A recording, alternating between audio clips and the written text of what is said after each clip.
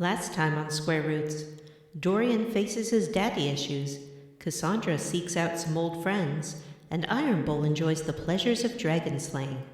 Later, we catch up with Hawk and find out where all those wardens went. I'll tell you where they went.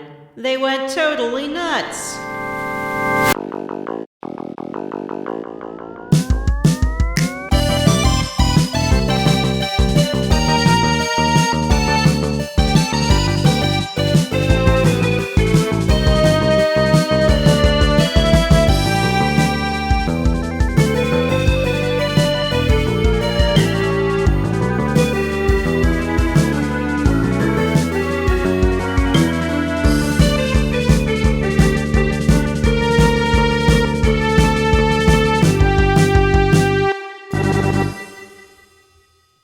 And welcome to Square Roots, the classic RPG podcast. My name is Jim Banks. I'm joined by Matthew Van Zandt. Hello, Jim. Hello, listeners.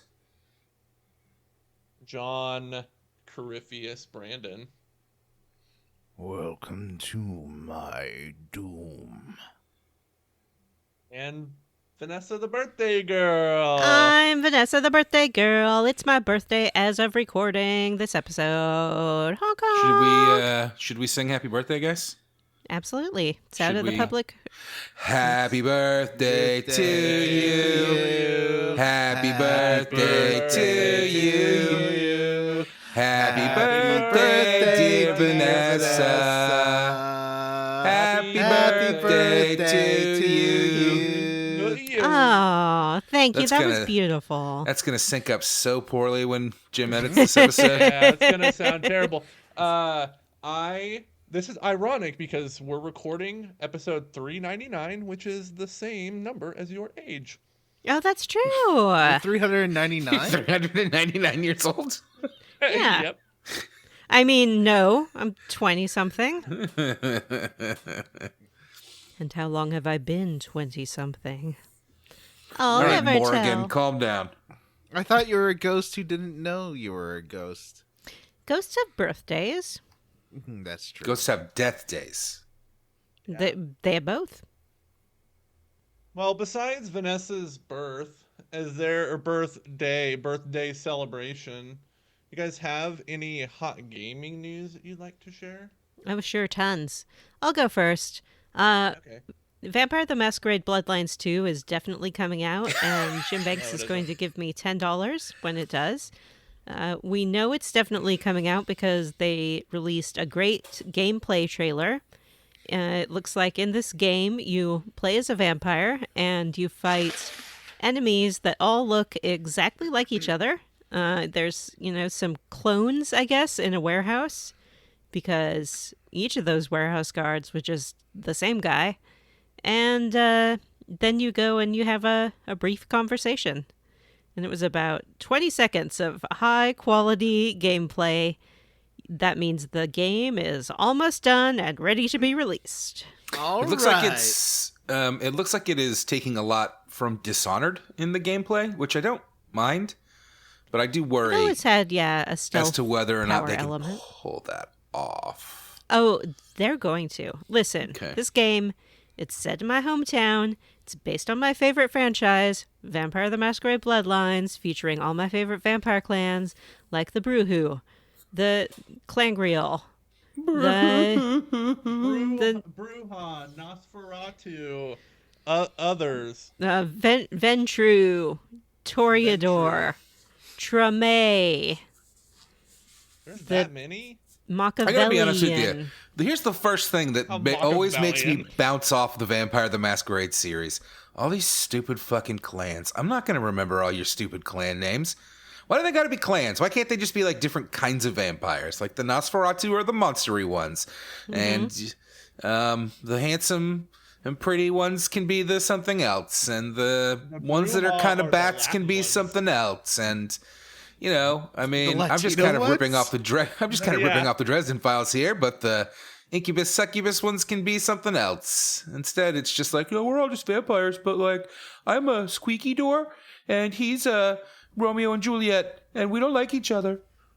Well, Matt, as you know, each vampire clan is descended from one of the 14 original children of Cain.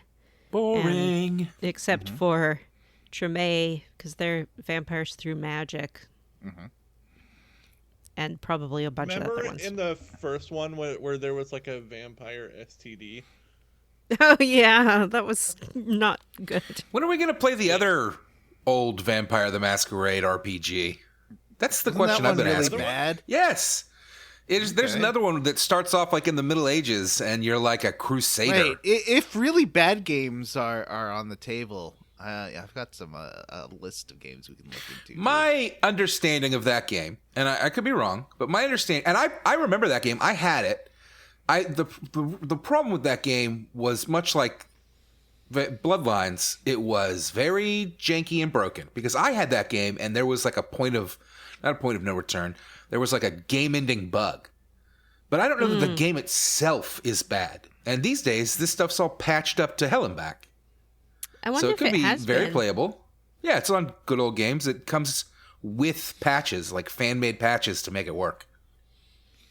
This Masquerade got so many fan patches. That's how Jim ended up in that room of dolls.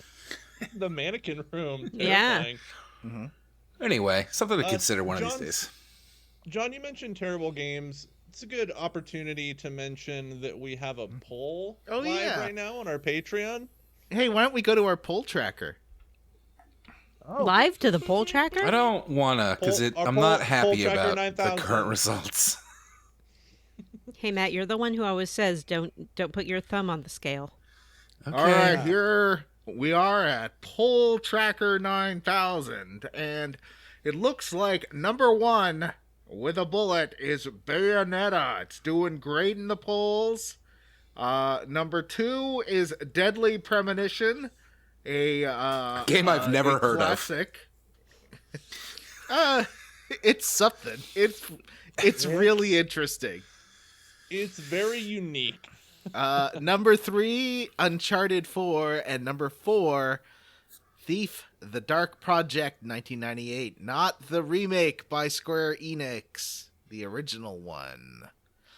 Yeah. For a minute, And, Thief was in second place, and I was really excited. Oh, well, I mean, it's still early days. We It's still not. got some We have time. like a week left. Maybe you could do a campaign, but or listen. No, we shouldn't do campaigns, but a listener could do a campaign. I try. For Yeah, one of the pay other a ones. listener $5 to stump your game. I won't do it. I believe in the sanctity of the poll. I did really want to play Thief on the show, though. I think it would So be a does your good one. mom. All you have to do is pay 10 listeners $5, and you could swing it. Okay. I mean, is that what you want, John? Do you want me to cheat? No. I don't understand. I'm Hey, I've just got some hot saying. gaming news. Yeah. America's hottest new game, starring America's favorite superhero team, came out before this episode releases and is out in early access if you paid for the $100 version. That's right, everyone. It's Suicide Squad Kills the Justice League. I heard something about this game. What? Perhaps you can confirm or deny it. I heard that they released it and then they had to pull it back because people were beating the game in like 50 seconds somehow because of a Yeah, bug. there. Bug. It was no, saying they were. Yeah, it was starting them with a fully completed campaign. There's like a glitch. Nice. I actually Only watched game you some... win without even playing. Where's my laptop blinking at me? I watched some gameplay of it. Excuse me. I watched some gameplay of the game today, and I thought it was going to be a real stinker, and instead it looks like it's going to be solidly mediocre. The type of thing I might pick up and play sometime when it's $10. The character models for the main cast really looked fantastic. Really, really good stuff. And the writing wasn't bad. It seemed to be really aping like the James Gunn Suicide Squad movie in a lot of ways. So the characters aren't the same, obviously. Not the same, iterations of those characters. But The gameplay looked pretty bland. It looked like a shooter. It looked like it had really bad like mission and level design. So I won't be rushing out to play it, but not the like flaming pile of turd that I expected it to be. Is Polka Dot Man in it? I'll probably play it when it hits Game Pass, if it hits Game Pass or something. It looks like you have 4 playable characters. It's King Shark, though it's not the like not the like dumbed down version from the Suicide Squad movie. Like a more regular King Shark. Mr. Captain Boomerang, Harley Quinn, and Deadshot. One of the videos I was watching showed that the expensive version, early access version, did have like classic comic book costumes that you could put them in, and they all looked pretty great. King Shark was in a singlet. Captain Boomerang was in his stupid-looking old comic book costume. Harley Quinn looked like the cartoon version that we all know and love. Deadshot looked like classic Deadshot. Is King Shark a shark? He is a shark. Yeah. He's like a shark man. Yeah. I don't know. Okay. I'm more of a Marvel boy. I don't know that much about DC stuff. King Shark is a shark. Anyway, that's my hot gaming news. I thought it's not looking so bad. Like, I might play it eventually. Why would you make it? Here's what I don't get. Why is it a shooter? Why is it all the characters just have assault rifles and are shooting assault rifles the whole time? Like, one of these men has boomerangs. That's his whole deal. Not assault rifles. Yeah, that's true. But I guess if you're going to make, like, a gritty, more realistic game, it really doesn't make sense that they don't just always all have assault rifles. Yeah. I mean, this spins out of the Arkham games, I believe. Like, it's in canon with that series.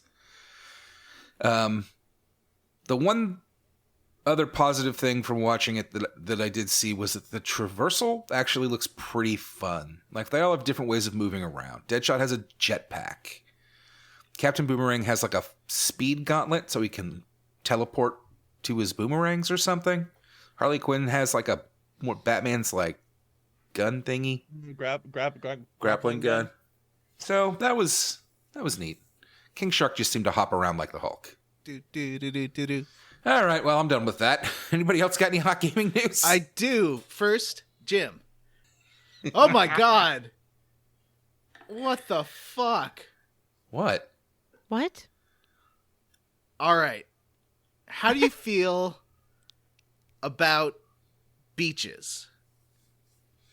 I'm more concerned about what you were just what the fucking about as you like stared off into space. I guess he's excited. It's part of it. It's part of this. Are you going to talk about Death Stranding? Yes. I like beaches. I live by some very nice beaches.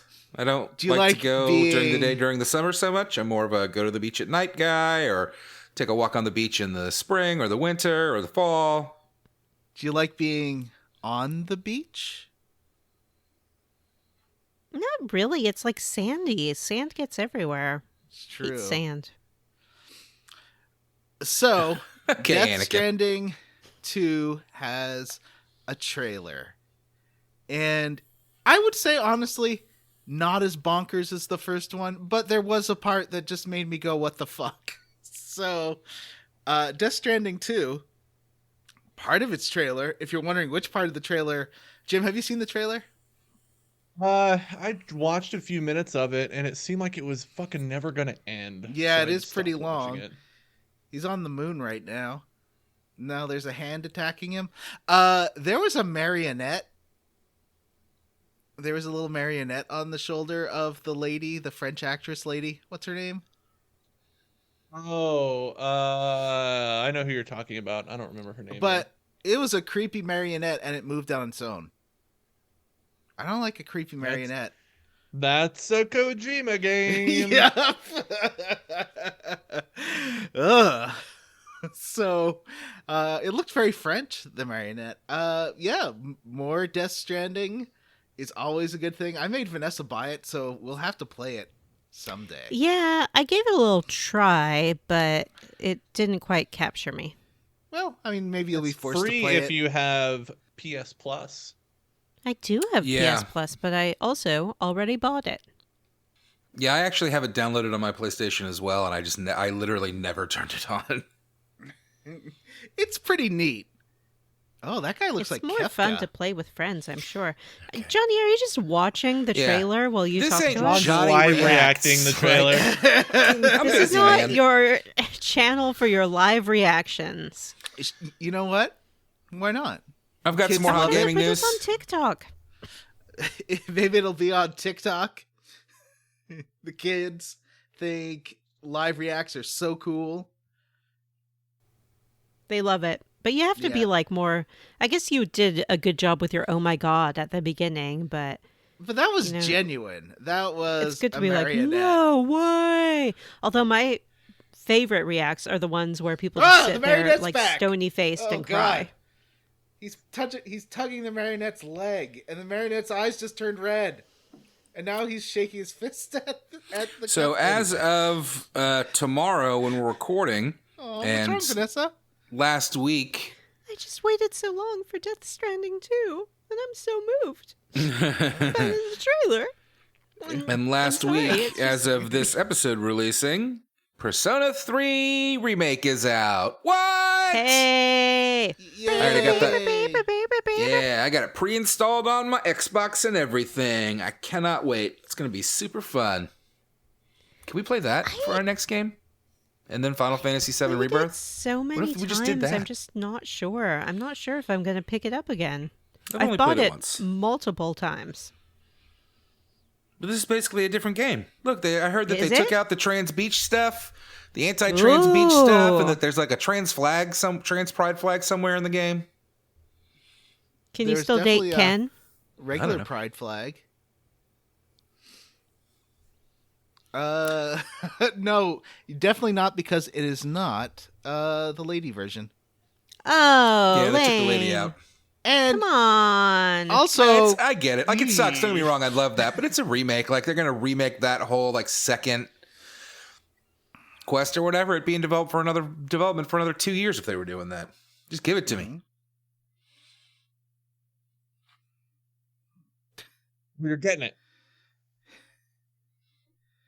Sean's still watching the trailer. Jim, did you have any but hot game news? no. Yeah, there was a bunch of stuff announced yesterday. They released a new trailer with some gameplay of the Silent Hill 2 remake. That's exciting. Fun. It looks okay. I watched the trailer. People were kind of really down on it, but it's pretty okay. Why were people down Some on of the it? animations look kind of janky because they're like, "Oh man, there's too much combat for a Silent Hill game." It's fine. Just play it. You haven't even played it yet. But Jim, this Shut up. version erases the old version off of the discs you own. It does. As Mhm. soon as this game comes out, it's illegal to play the original. You will go to jail. He'll be executed.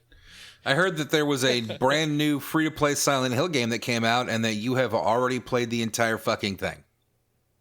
2 hours long. Yeah, I played it and it's awesome. I'll talk about that more in my level up because I got a lot to say about it. Wait, wasn't that the one everyone hated?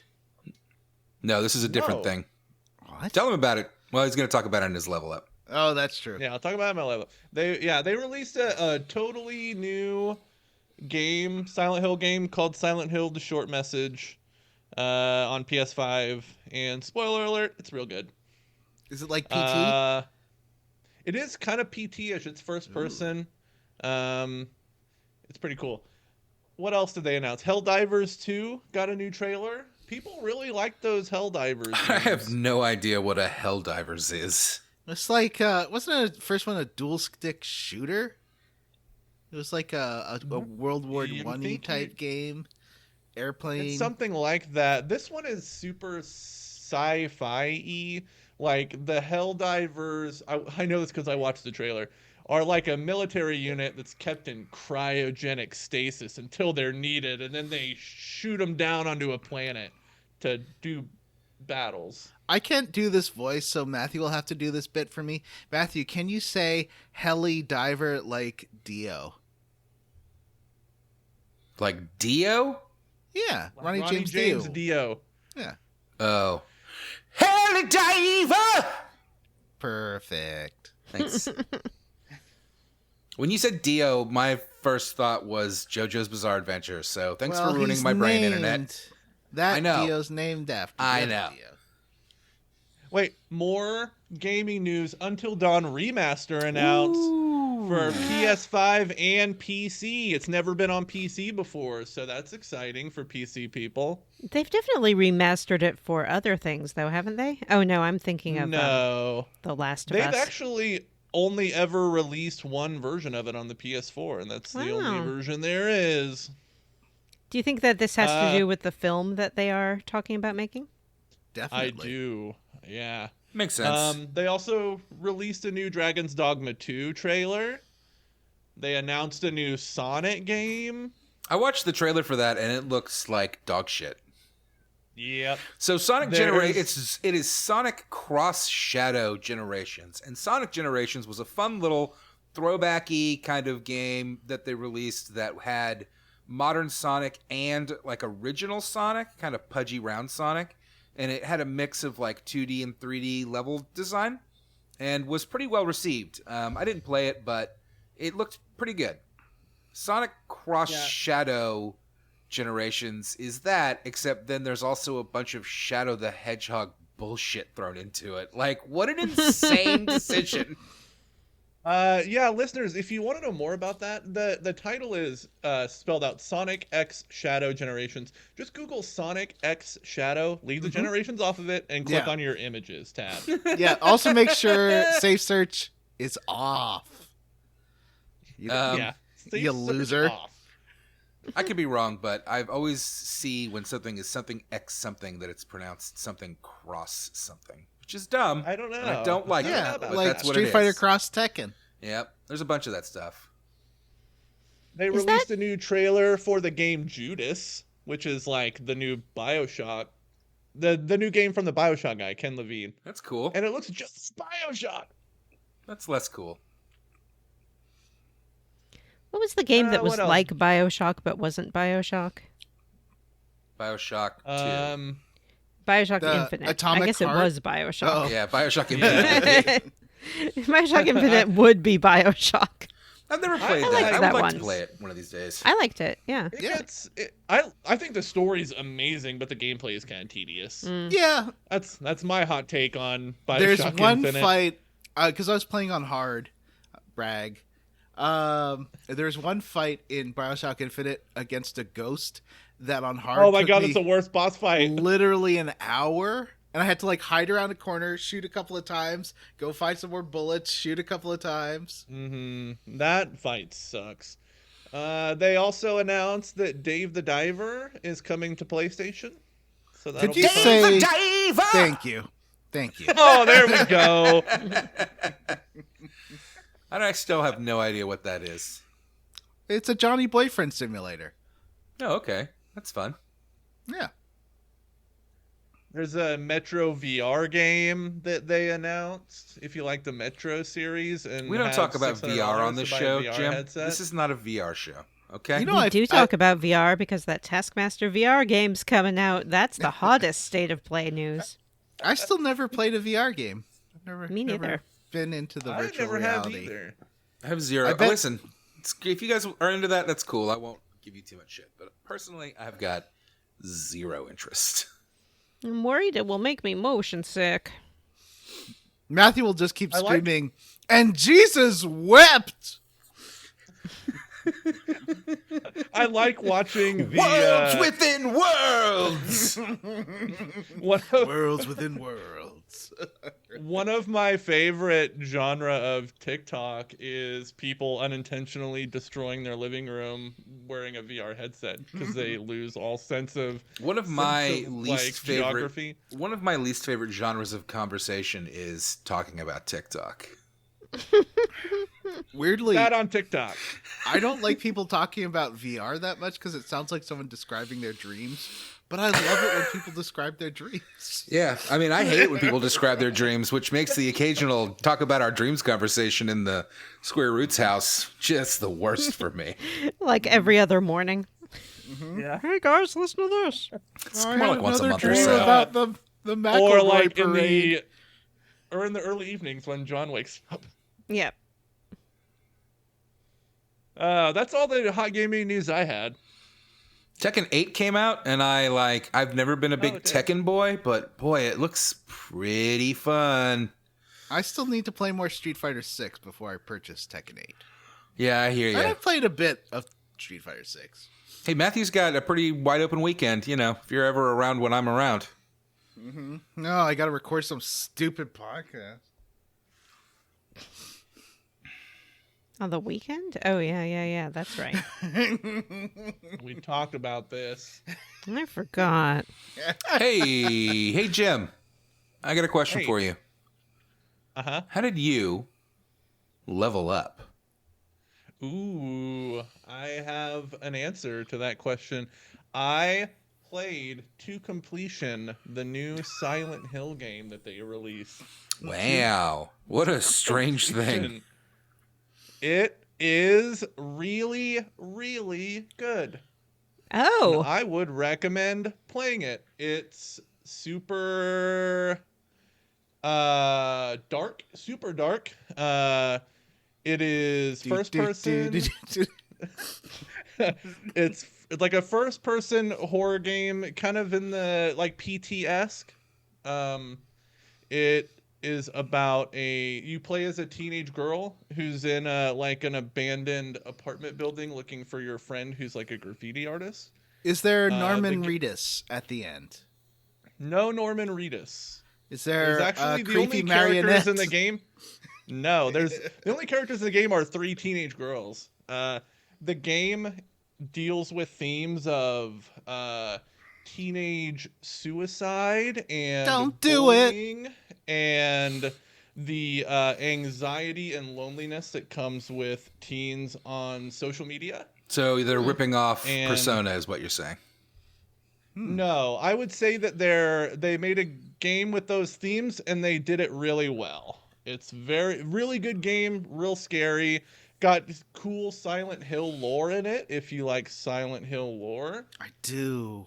I shouldn't, but I do. It's good. It takes place in Germany. I never played Downpour.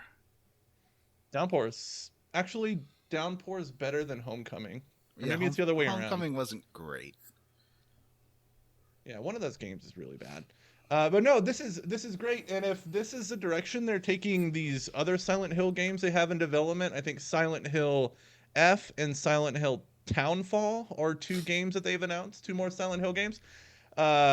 If they're going in this direction, I'm excited because this game was scary and also had great music. It had can't remember the name of the composer, but he's like one of the best in the biz. Is it the one from Silent Hill 1 and 2? Yes. Okay. I believe it is. Music is fantastic. The controls, they do really cool stuff with the what's the PS5 controller called? DualSense. They do a lot of cool DualSense stuff. Like the vibration is like mapped to the left and right sides of your character. So if you like bump into a wall on your left side, it will trigger like a little vibration on the left side of your controller. Yeah. Does it do cool stuff with the clicky sticks, or not the trigger, the adaptive trigger stuff? No, there's actually there's no combat in the game. There's some chase sequences in it that are pretty terrifying. Ooh, this is like Silent Hill Memories. Yeah, it is. It is. It's kind of like what's that called? Shattered Memories. Yeah, Shattered Memories. Yeah, Shattered Memories. Yeah, Shattered Glass. Kinda similar to that. Yeah, you play as a big bad bionic boy. I would say if you have a couple hours, the game is free. Download it, play it. It's real stinking good. Real stinking good. Vanessa, how did you level up? It's my birthday. Happy birthday to me. Today's my birthday. I got some birthday presents. Most of them were themed like a pigeon. Yeah, why was that? I don't know, but I'm not mad about it. I found it delightful. I got 4 pigeon-themed gifts, and it's great. Fun. I mean, I like pigeons fine. And it was surprising, which was, I think, the best part, because I did not request anything for my birthday because I'm an adult woman who buys whatever I want for myself within reason. Always be mindful of your budget. But I love to get little presents, and so I was very, very thrilled. I also have a Squishmallow from my good pal Matt. Look at that, it's Look at Bat. this bat. Look Black at and this teal. bat. What's Fat, his name? big Did bat. you name him? Does he have a name? Oh, he does have a name. It's Alduus. I don't know if That's a it terrible tells me name. some Alduus lore. Is It he tells a me lots of vampire? Alduus lore. Alduus quotes his favorite cowboy movies every chance he gets. I was not expecting that. He hopes you will catch the reference. Alduus dreams of owning his own ranch one day so he can make and star in cowboy movies of his own. Oh, He's got very his cameras strange. ready, and he reckons you'd make a great co-star. Wow. Aw. I Alduus. Is it purchased. on you? Alduus is currently facing charges due to the unfortunate discharge of a weapon on the set of his God. latest cowboy film. Wow. He's been indicted. He's in the middle of his Interesting second trial. Squishmallow. So Wow. I What hidden purchased depths you have. Sorry, go ahead, Johnny. I purchased 2 Squishmallows for a niece of mine, and she said that she loved them, but next time could I get her 8? That was her simple request. Just 8 more Squishmallows. Exactly. On this show before, I have disparaged Squishmallows. I said that they were too squishy, and I have to eat my words because Alduus here is just the right amount of squishy. He's very cute. He's very fun to hold. He's big, and he makes an excellent back support when I'm sitting on my couch.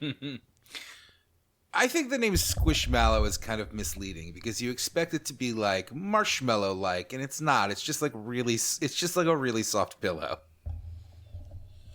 Yeah, But what do and I it's know? sort They're of selling soft. millions of those things. It's soft to touch too, in the way that those contemporary children's stuffed animals are soft. Yeah. In my day, you had a stuffed animal made of wool and you liked it. Gave you a rash when you cuddled it. In my day, your mother made a pillow pal out of pillowcases. Aw. Vanessa's I still have reminder, Pillow Pal. she's It's passed on to my daughter. 399 years old. When Vanessa was young, they just filled a burlap sack with straw, and that's Yep. what they with. You It was had your a best wooden friend until you were 3 and went to doll. work in the fields. Yeah, you got you slept with it and it gave you splinters. Yep. I also watched a movie. I watched a documentary about Robert Englund called Hollywood Dreams and Nightmares, the Robert Englund story.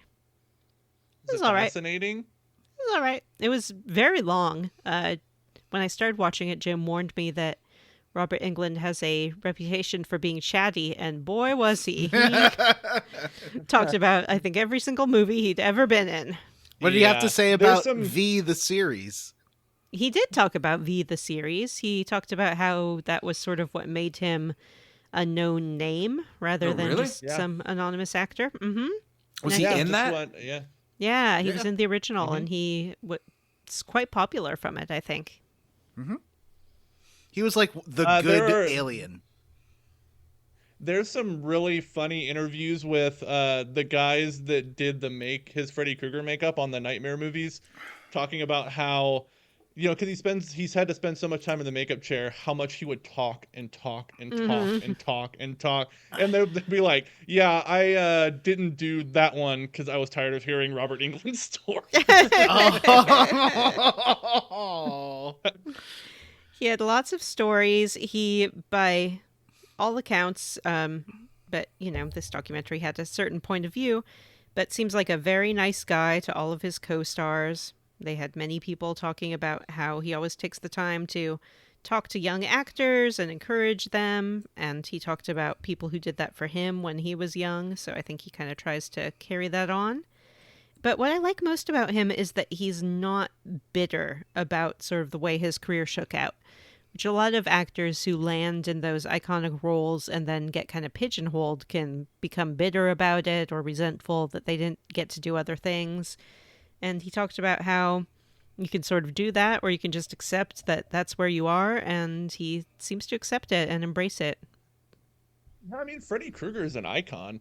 Yeah. I mean, he's still doing it. He did like a walk-on role in that show, The Goldbergs, on ABC a couple years ago as Freddy Krueger. He said the only reason he's still not doing it is because, like, you know, Freddy would always kind of whip his neck around, like do the scary look, and he said he can't do that anymore. It hurts his neck, so he says like it's hard to physically be Freddy Krueger anymore. But man, he's like a notorious ham. Like, he loves hamming it up with crowds and being Freddy Krueger. Like, it's cool that he's just into that. Yeah. It sort of talked about his early career, too, which I didn't know anything about. And he's kind of made his name playing these rednecky kind of characters. Like a rednecky, down-home sidekick kind of guy. Was in several roles, like different genres of film, but playing the same sort of guy. Like a Don Knotts on that. Yeah, kind of like that. That show with the sheriff. The Andy Griffith Show. Yeah. Yeah. In fact, I think he was a deputy in one of the things that he played. Oh, interesting. So yeah, it was interesting. I always kind of like character actors. I've mentioned that on the show before, so I like seeing them talk about their careers, and it touched a little bit on his convention work too, which I'm sure is a substantial part of his income these days. And he told a story that he got Mark Hamill the role in Star Wars, which I believe is a little bit anachronistic, according to Mark Hamill. According to Robert Englund, he went in to read for the Han Solo part, and he stole the Luke Skywalker sides and brought them to his house, and Mark Hamill was hanging out there because they were friends. According to Mark Hamill, and then Mark Hamill called his agent and was like, "You gotta get me into Star Wars." According to Mark Hamill, several people told him about Star Wars, and when he told his agent had already arranged the audition. So, you know, it's true. The events happened, but the results may not be exactly what he's claiming credit for. John, can you imagine Robert Englund as Han Solo? Yeah, they talked about that a lot. Leia would be like, "I love you," and he'd go, "I know, bitch." Well, it seems that they didn't really know which direction they were going with the Han Solo character when they saw him. Oh. They were thinking maybe he'd be more like a kindly uncle kind of character to Luke. I can't imagine Robert Englund as a kindly uncle either. Yeah, but he was not always playing creeps. He was playing. He was the kindly normal guy guys. in V. Mm-hmm. Oh, he was the normally guy in V? Well, he was like the nice alien. Mm-hmm. He fell in love with humanity. Oh. Wow, he had a big part in that, huh? Yeah. Yeah. I think he may have, I don't know if he won a Golden Globe, but he mentioned, going to award shows and things like that for it. Oh, good for him. Yeah. So I recommend it. I think it was on Prime. I'll have to check that out. Matt, how did you level up? Well, I started my hot new Dungeons and Dragons campaign. That's right. Ooh. We're playing Descent into Avernus. Are you playing the same Birdman that you played before? Nope, I am not. This one is kind of a direct sequel to the Tomb of Annihilation game that we just played. Stan, friend of the show, occasional co-host, is DMing this campaign, and it is picking up pretty quickly after where our previous campaign left off. Stan's character from the previous campaign showed up, My character is famous and popular, and everybody knows who he is, and it's great and hilarious to me because he was a bard. Cool. And after the campaign, I said that he went and made up a bunch of stories about how he was the hero. Anyway, the new one is a Descent into Avernus, or Descent in Avernus to Avernus. I don't know, whatever. And it's fun so far. I'm playing with Stan, obviously, friend of the show and longtime patron Ron, and a few other friends. And we're only a couple of sessions in. I'm playing a bugbear Gloomstalker Ranger. He's big and sneaky, and he do a stab. It's fun. So Ron and I kind of teamed up, and Ron homebrewed some interesting things for our characters that are kind of based on the Aes Sedai warder characters from the Wheel of Time, because he's a big fan of that series, and so am I. And that doesn't translate super well into D&D, but he has made it work. So it's neat. Like, we kind of have our own little thing going on top of the, the campaign itself, the story itself. We have our own little side bit going on. And it's been really fun so far. Yeah, it's D&D. It's fun. It's a good time. I like D&D. My character voice this time, if you remember, my first character was the Birdman named Zerk, and he talked like this. And then my second character was an old man, and he talked like this.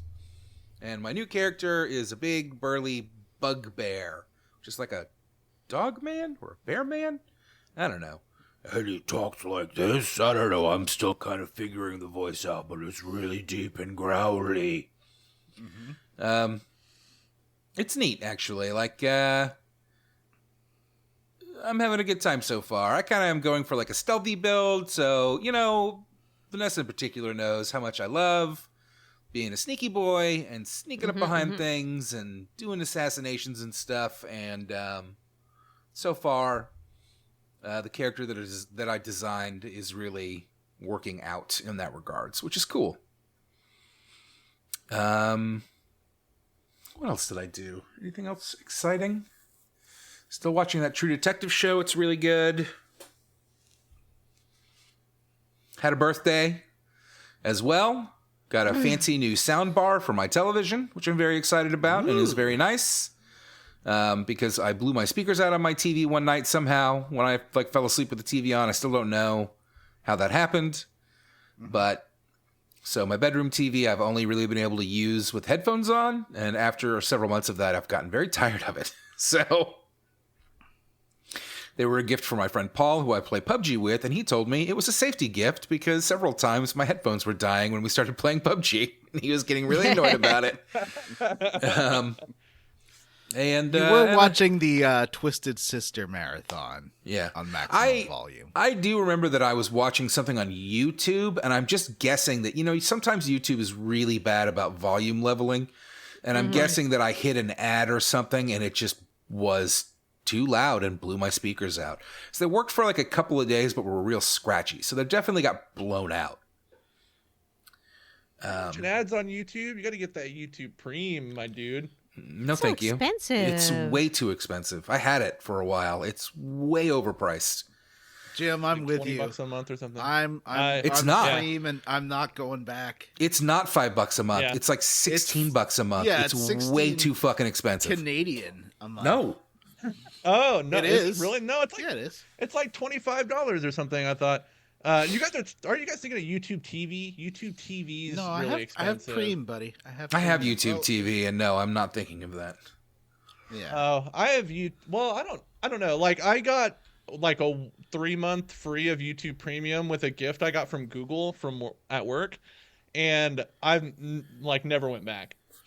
Well, I ain't watching those I did YouTube ads. because the ads don't bother me that much, and the price per month is. I cut down on a lot of those subs. Like, I had too many, and YouTube was one of the first to go because you can skip the fucking ads on YouTube. So 5-second ads I can handle. It's $13 a month in Canada. $12.99 a month. Wow, that's a lot. Yeah, I pay. That's more than Netflix. That's more than fucking. Which is I pay for the family one, which is $22.99, because so Jalen doesn't have to watch YouTube ads. Oh, okay. Yeah, I watch so much YouTube that it's worth it, and especially for ASMR and stuff. Like if I just want to chill out, I don't want to have an interruption. Yeah. Okay. Well, we'll congratulations, Daddy Warbucks, but I'm not paying for it. I think it makes sense for a parent if you have a kid who watches a lot of YouTube, because those YouTube ads can get weird. So much. Yeah, YouTube. they really can. I noticed that Prime has ads now. I didn't know that happened or when that happened. unless you pay $2.99 a month. I think you can get it ad free. I think it's really fucked up. Like, I don't understand how it's legal for them to take your money and then go, oh, by the way, we're adding ads now. Like, I already paid for this. How can you change the deal to include ads? I already fucking paid for it. Well, Matt, did you read your terms of service? Yeah, well, I get it, but it's fucking absolute horseshit, and I'm not paying them for no ads. And if they're going to be jamming ads in front of my shit, that just means I'm going to be watching less Prime. I mean, that's what it comes down to. Anyway, that's about it for me. I leveled up my age and my TV and my Dungeons and Dragons skills. What about you, Johnny? How did you level up this week? Oh gosh, what haven't I been doing? I've been so exciting and fun. I bought a couple of games off of a Switch sale. You know, I like playing those like weird Switch ports. They're fun. One is something that I want to do later for my open world ranking game, where I'm ranking every single open world drivey shooty game. So I got Lego City Undercover for like $5, which is like, imagine if Grand Theft Auto was made for kids. It's cute. The jokes are very much kids movie jokes. Like, it feels like watching a kids movie. But I think it'll be fun for that kind of content. I also got V-Rally 4, which got very poor reviews on Switch. I think the main reason is, it's like a driving rally game. The shadows appear in front of you, like shadows from buildings and stuff, like 10 feet in front of your car. And there's like thick, dark shadows that suddenly are right in front of you. It's really weird and looks terrible. But the game's actually really good. Like, it plays really well. It just looks like butt in some scenarios. It's one of those things. But I've been playing a weird amount of that, like when I'm waiting for stuff to render at work or waiting for stuff to drop off. So I've been playing that. I also have been playing more Persona 5 Royal on Switch. I'm still not finished Kamoshida, so you forget that first palace still takes like 15 hours of game time. It's long. That whole game is long. Yeah, it took me. It was an over 100-hour game for me. Yep. And not in the Legend of Zelda Breath of the Wild and Tears of the Kingdom, where I just couldn't stop fucking around. You know, I do kind of wish I'd found all those photos in Breath of the Wild, so I got a good ending. That seems like the one. I didn't realize that was going to make such a big difference. Although I know it's only like an extra minute to the ending, but still. And otherwise, I have been rewatching The Good Place. Again? Heck yeah. Yeah. Yeah, I haven't seen season 4 since it originally aired, so that'll be interesting. But I'm just in season 2 right now. I've never seen that show. It's great. It's very sweet, very emotional, very funny, well written. I read Michael Schur's book. He talked about it a lot. I think you'll like the Florida jokes. There's some real good Florida jokes. I got this at Wing Sluts. Wing Sluts are all over the nation. Mm-hmm. I've never seen one. Anyway, that's it. Honestly, not a lot. I've been real busy with work, which is good. It's better than being unemployed with work. So I can't complain too much. Oh, also, I know I said this before, but I was like, I want to have a nap. And I'm like, but naps don't always make me feel recharged. I should do a stupid dance cardio instead. So I did a dance cardio last night instead of a nap, and I felt so energetic and full of energy and positive going into work after that. I was like, ugh, but naps are so much better at the time. They feel so good. But cardio makes you feel better. Ugh, Ugh. that sucks. That's the worst part about exercise is you go for your stupid little walk and then you actually do feel better afterwards. Yeah, I know. Also, sucks. last thing, Porky, she likes to jump down behind my TV where all my cables are, and she destroyed the HDMI port on my Series X. So I brought that into like a local repair place because I went to see what HDMI replacement was through Microsoft, and it was like $500. But Wow. if it's through a guy at a little store, which Google didn't know how to navigate me properly to, it took me like, first it went to like a completely different location 2 kilometers away, and then it told me to go to a library. Like it could not find this business center that I was supposed to go to. John, don't know how it was so wrong. Do you have Geek Squad in Canada? We do, yes. Does Geek Squad fix consoles, or is it just PCs? I don't know. This guy does, and it was only $130, which seems like a steal. So Yeah, that's not bad at all. Mhm. yeah. Anyway, that's how I leveled up. Let's dive Cool. into the quest log. Or sorry, the Woohoo. Chant of Light. The chant of light! Last time we ended on quite the cliffhanger. Ooh. Is that because we recorded for 3 hours and didn't even finish the quests? That's right. So we ended with our characters falling through the empty void of space, by which I just mean the air, into a breach. Oh my god, you guys didn't even talk about the Fade part? No, aren't you excited No. to talk about it with us? Yeah. No, there's Scary Spider. Oh, yeah, that's Well, true. now I'm excited for Jim to talk about it with us so that he can whine. Scary Spider. It's a scary giant spider. There were so Fight it. many spiders. I know, that's lame. So we fall into the Fade with Hawk and Stroud and all of our party. Yeah, Jim, where did were you we? have Stroud with you? Yes, I did. Okay. We were at the fortress fighting Adamant. the wardens. Adamant Fortress, Yeah, that's right. Adamant Fortress and the dragon. Knocked down the bridge. We fell through the Dragon. air. I can't wait to kill that dragon. I'm gonna Dragon. kill that fucking dragon. What's good? What's a good end game level for this game? I think the level cap before the DLCs is like 26. Oh, wow. So I'd say if you're at least level 19 or 20, you should be fine. Mm-hmm. Hit level 18 messing around in the hissing plains today. Ooh. I'm level 16. Just turned 16. Oh, that's cool. I find like once you hit like 21, 22, you need so much experience to get beyond that. Like I could probably grind for 3 hours just doing combat and probably still not level up in most areas. Was Takes it- forever. Was it a candle or was it like a lotion that that supposedly attracted spiders? It was the Sephora lotion stuff. Oh, Yeah. that's right. Didn't we? Because John in the group chat, didn't you ask me, Jim, is that spider thing true? Yeah, it is not. I was very sad. No, it's not. It's that an it was internet not legend. true, because that sounded so great.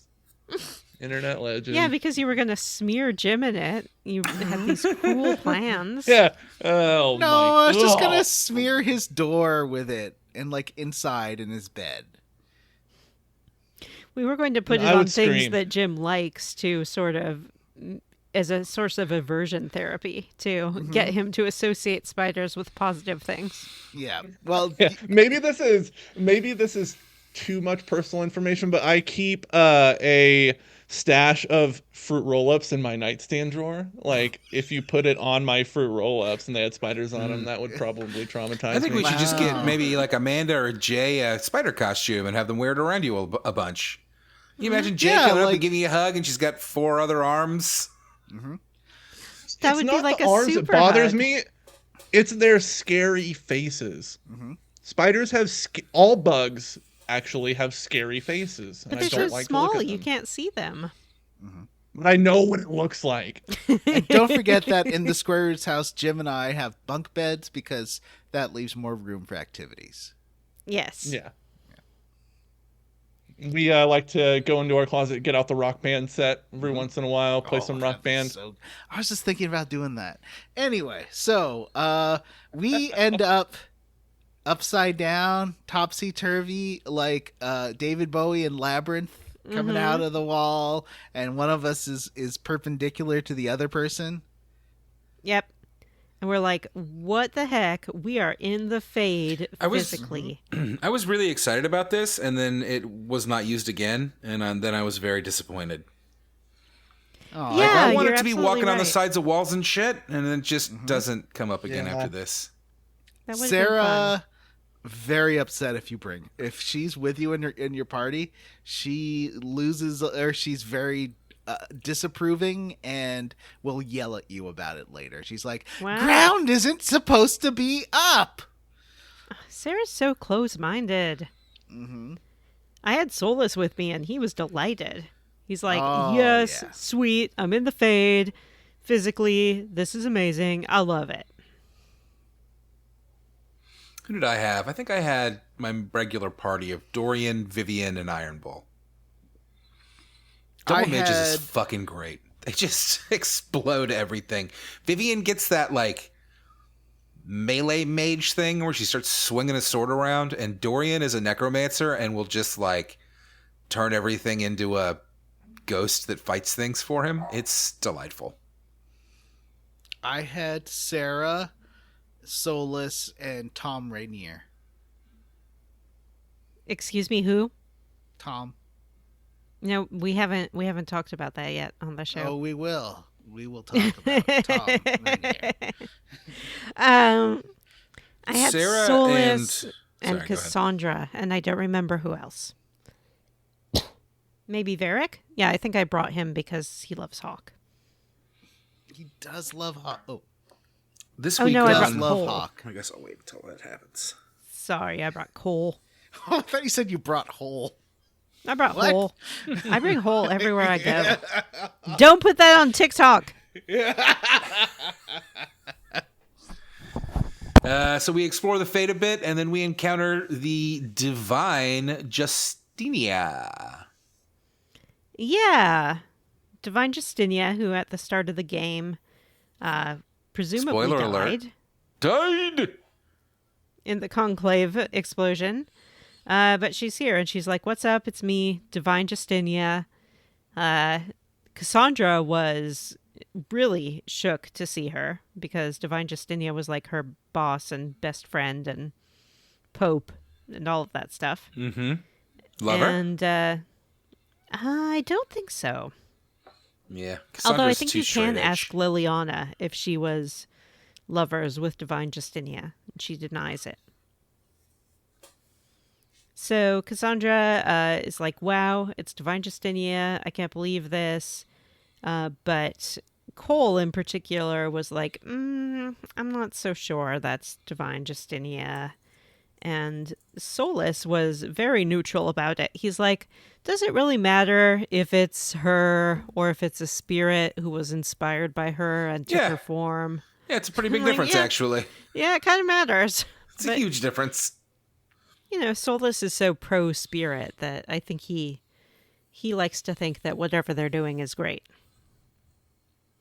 So Justinia explains to us that we are in a section of the Fade controlled by a fear demon that eats up fears, and in order to get through it, we have to recover our memories, which are just like floating around, hanging around this place. Memories do that in this game multiple times. Yeah. Where they're just flying around. I guess it's something memories do in the Dragon Age world. This fear demon, did you read any lore on it, Vanessa? Not really.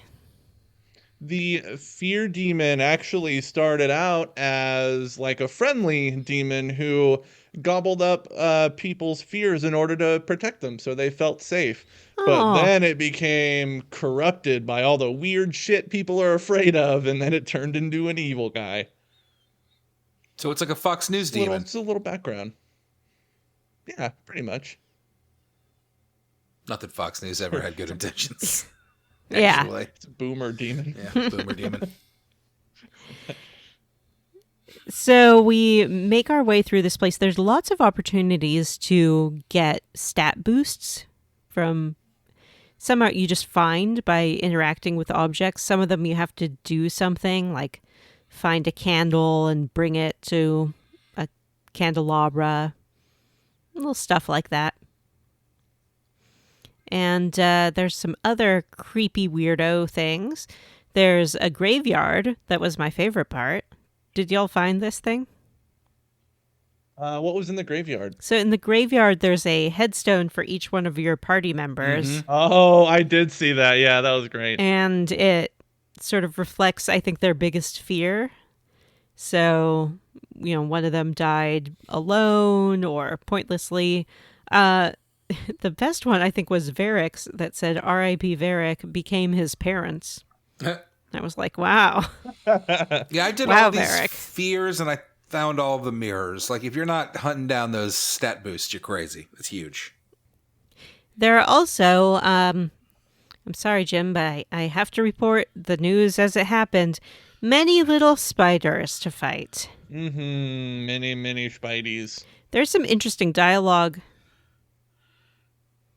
There's some interesting dialogue where our character refers to them as spiders, and then Cassandra's like, oh, I see squirming little grubs, and someone else sees a different kind of thing. So apparently your particular fears are manifesting these. That must have really spoken to you, Jim.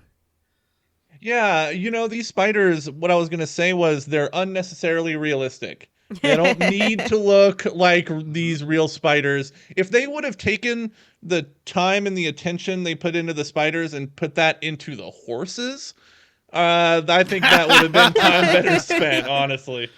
So you're saying I think for me, wish- it would be wasps. It'd be wasps. Oh, you don't like wasps? No. And there currently is a wasp nest in the crawl space above my place. Oh, no. I gotta tell my landlord about it because they keep coming into my house. Yeah, that's not good. I don't like... Bastards. John doesn't like white Anglo-Saxon Protestants. Yep. He's never You know gone to it. Connecticut. I don't like earwigs. Ugh. Oh, they're gross. Yeah. Are those real? Earwigs, yeah. There's like bugs can crawl into your ear and They don't actually do that. They have little pinchers at the back. oh, Pincers. Ugh, Matthew's corrupting my what? Yeah. my use. Oh, Matthew walked away right did I as I was do? going to ask him. Well, you make me say pinchers instead of pincers. Pinchers. Could you also still saying it say wrong. many spiders like Ronnie James Dio? Many spiders! Thank you. Pinchers. So what would your Jaguar. fears? What would Say your Jaguar. fears? Jaguar. I say jaguar too. Is that not how you're supposed No, to say I've just it? got a terrible East Texas accent. Jaguar. Jaguar. Jaguar. Jaguar. Jaguar. I don't know what mine So, would be, to be Matthew, honest. what I was would thinking about be- it. Like, I just can't really, Yeah. bugs don't bother me that much. Like, I don't like them, but Mm-hmm. wasps certainly do scare me. But I also keep wasp spray in my house and murder them when I see them. So, It doesn't have to be a bug. It could be something else that scares you, like a green salad or...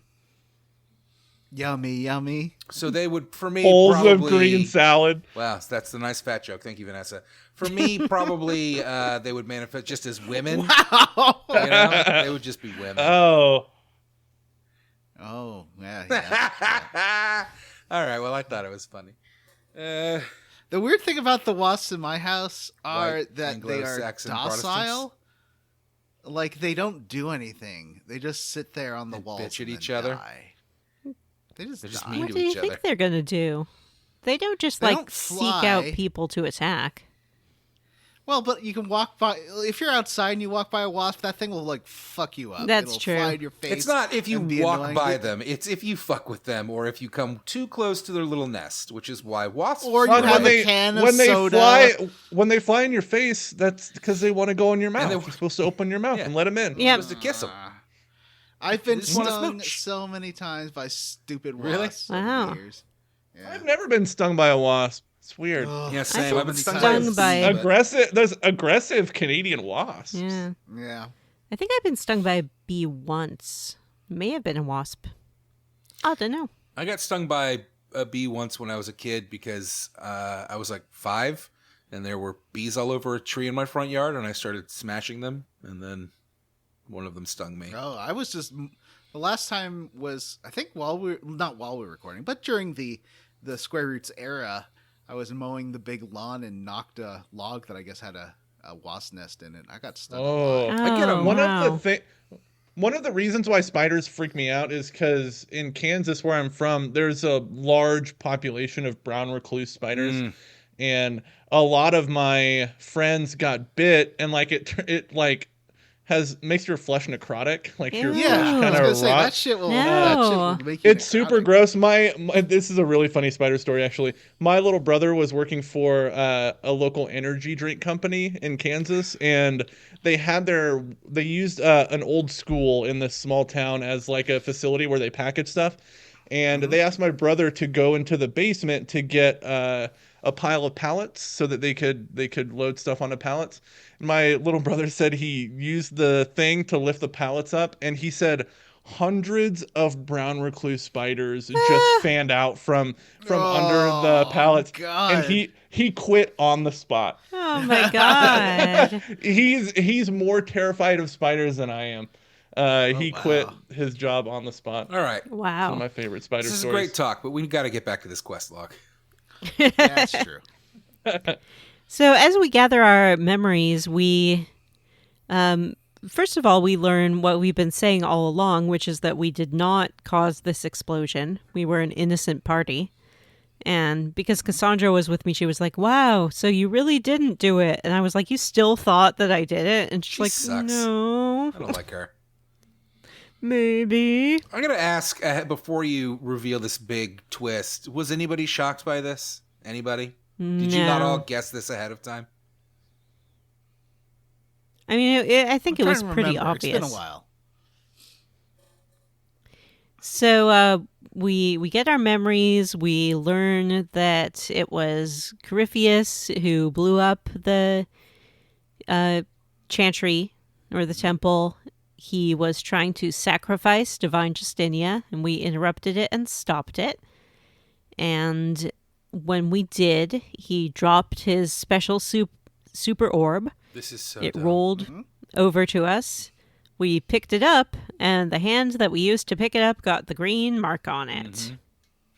So Corypheus is trying to do? Like, what's his deal? What's the deal with He wants to Corypheus? become a Oh, god. what's the deal with He Corypheus? he found out there were no gods left, or at least when he went to like heaven, it was empty, and he's like, okay, well, I'll be a god then. And so he found some elven sphere that can like make you a god, but it accidentally got like attached to your main character Yeah. instead of him. He wants to go physically into the Fade, like you just did, and go to the Black City, which used to be the Golden City. The Golden Till he City stepped was foot in it. Yeah, the Golden City was supposed to be where the Maker lived, and the old Tevinter mages, including Corypheus, went there, and as soon as they entered it, it corrupted it. And according to Corypheus, the Maker's throne was just empty, so he's going to go sit in that throne and be a new god. cool. I have a couple of big problems with this reveal. Number one, it still doesn't tell us anything about the Inquisitor. Like, why was he there? Why did he happen to walk into this room? Weirdly, you can say that. In like one conversation I had, someone asked me why I was there, and like I had a bunch of different Yeah. options. Interesting. Yeah. My second problem with it... Nope, go ahead, Vanessa. I think when you make your character, it gives you a little, like 1 or 2 sentences about why you're at the conclave. So in my case, it was sort of as a spy for the Dalish to see what was going on. But he just sort of walks into the room. Mm-hmm. Also, like Corvius didn't have guards at the door. He's just like, I'll do an assassination and nobody will walk in. Anyway, also part 2. Yeah, you walk in carrying like a bunch of hot dogs saying, hey guys, what's up?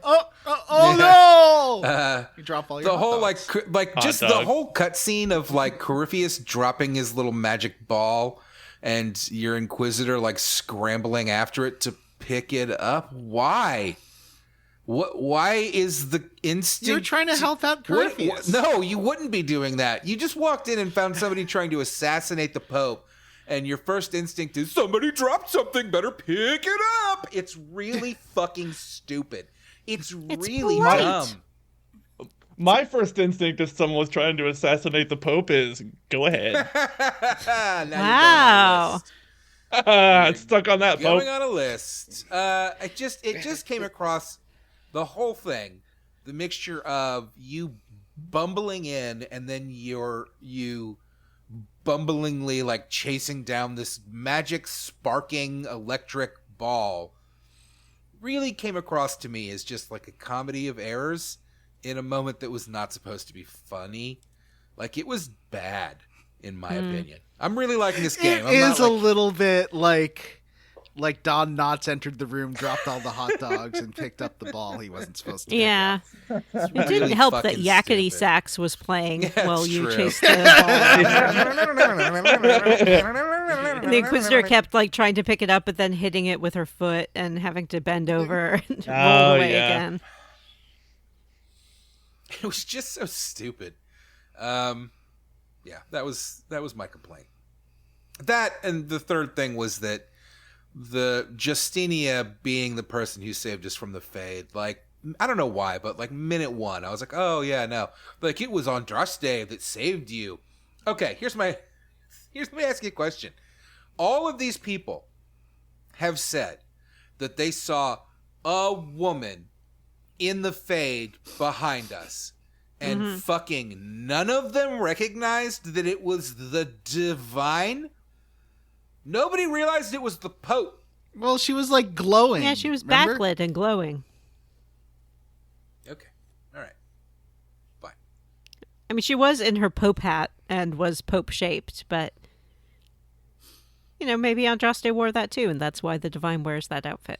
Andraste was a Can't barbarian. believe they wore the same. How dare you? thing. Andraste was a mage.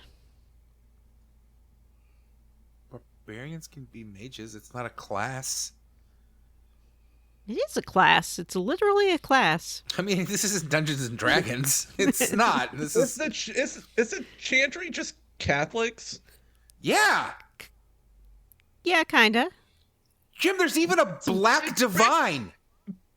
It's pretty much exactly the same as Catholicism. I mean, not Yes. exactly the same, but it's the same as Catholicism. is. They'd have a lady that they It worship. is God's wife instead of God's son. It's the laziest fucking thing. I have a real problem with it. I just think that it's just bland and boring. It is. It's just Catholicism. And the divine is just the Pope. And Treventer has their own black Pope because, you know, can't even come up with original names. Young Pope? So, after we have recovered all these memories, the Inquisitor remembers that the Divine is the one who saved us, but she died doing it. Oh And so the Inquisitor is like, hey, whoever you are, I know you're not the Divine. And she's like, but I really liked her. I think she took some of her memories. It's not really clear Yeah, this what is this another spirit's deal is. This is another real problem for me. It's like, what It is was this? it was Why a not just spirit. have it be like, oh, it's the ghost of the divine?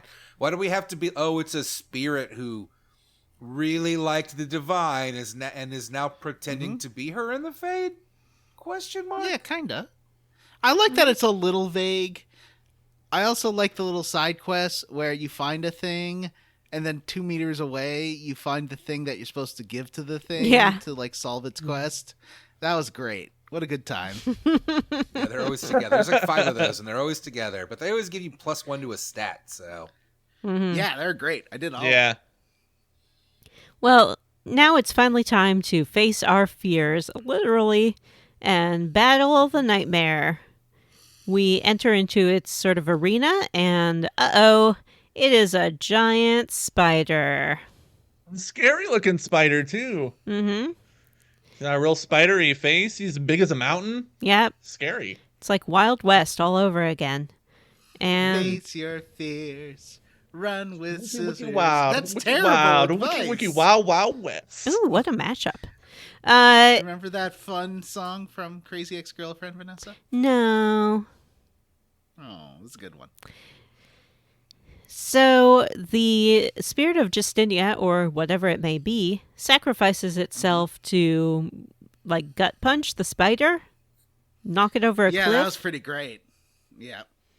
And Justinia punch. Yep. And we're left to fight a smaller aspect of the nightmare, which is just, kind of one of the demon guys that we see around. He's pretty tough. Mm-hmm. That was fun. I like these. I gotta admit, so I didn't end up switching to hard because I don't have that kind of time. But it's like the fights are very, I think, well. Like the normal is a very like it's still challenging. It's still you got to think about what you're doing, but you're not dying every second like. That kitty's collar is really helpful. I'm glad that I organically found that and nobody told me about it. It's pretty great. Yes. I have been definitely using that. It's the best.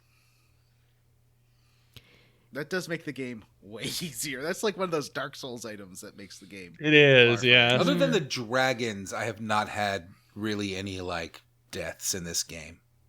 And even the dragons I was able to run away from and regroup at camp. There's a boss in one of the DLCs that killed me a lot. I killed the Hinterlands dragon, but I had 2 people left, like out of potions. I hadn't done the like add more potions thing yet, so. Oh, the Inquisition advice. perk thing? Yeah, Matthew's like, why haven't you added more potions? I'm like, yeah, that's like one of those ones that's super worth it. Yeah. You can upgrade your potions too. Yeah, I really need to do that, really, actually. They no worth it, longer too. fill my health, which is really fucking annoying. So what after we happens battle next? this nightmare and defeat it, Mr. Spider's back. So we all start making a run for the exit, which is another breach. But we're not all going to make it. It becomes pretty clear that someone's going to have to stay behind to distract the spider. Is it going to be the character you played as and love, or some random guy? Yeah. It's a really tough choice. I gotta say, I sweated over that one for a long time. Well, Also, is this spider stupid? Like, you're going to get distracted by one guy and let the rest of them go? What an idiot. well, spiders are, I guess I don't want to call spiders stupid, actually. I guess this spider is easily distractible, let's say. I guess. But you have to remember, Johnny, that it's not always Stroud you have with you. You can also have Alistair or Loghain from Dragon Age Origins. That's true. Depending on the world that you imported. If this was a choice between Alistair and Hawk, things would have Hawk's been dead. pretty different. Yeah, Hawk would have been. Yep.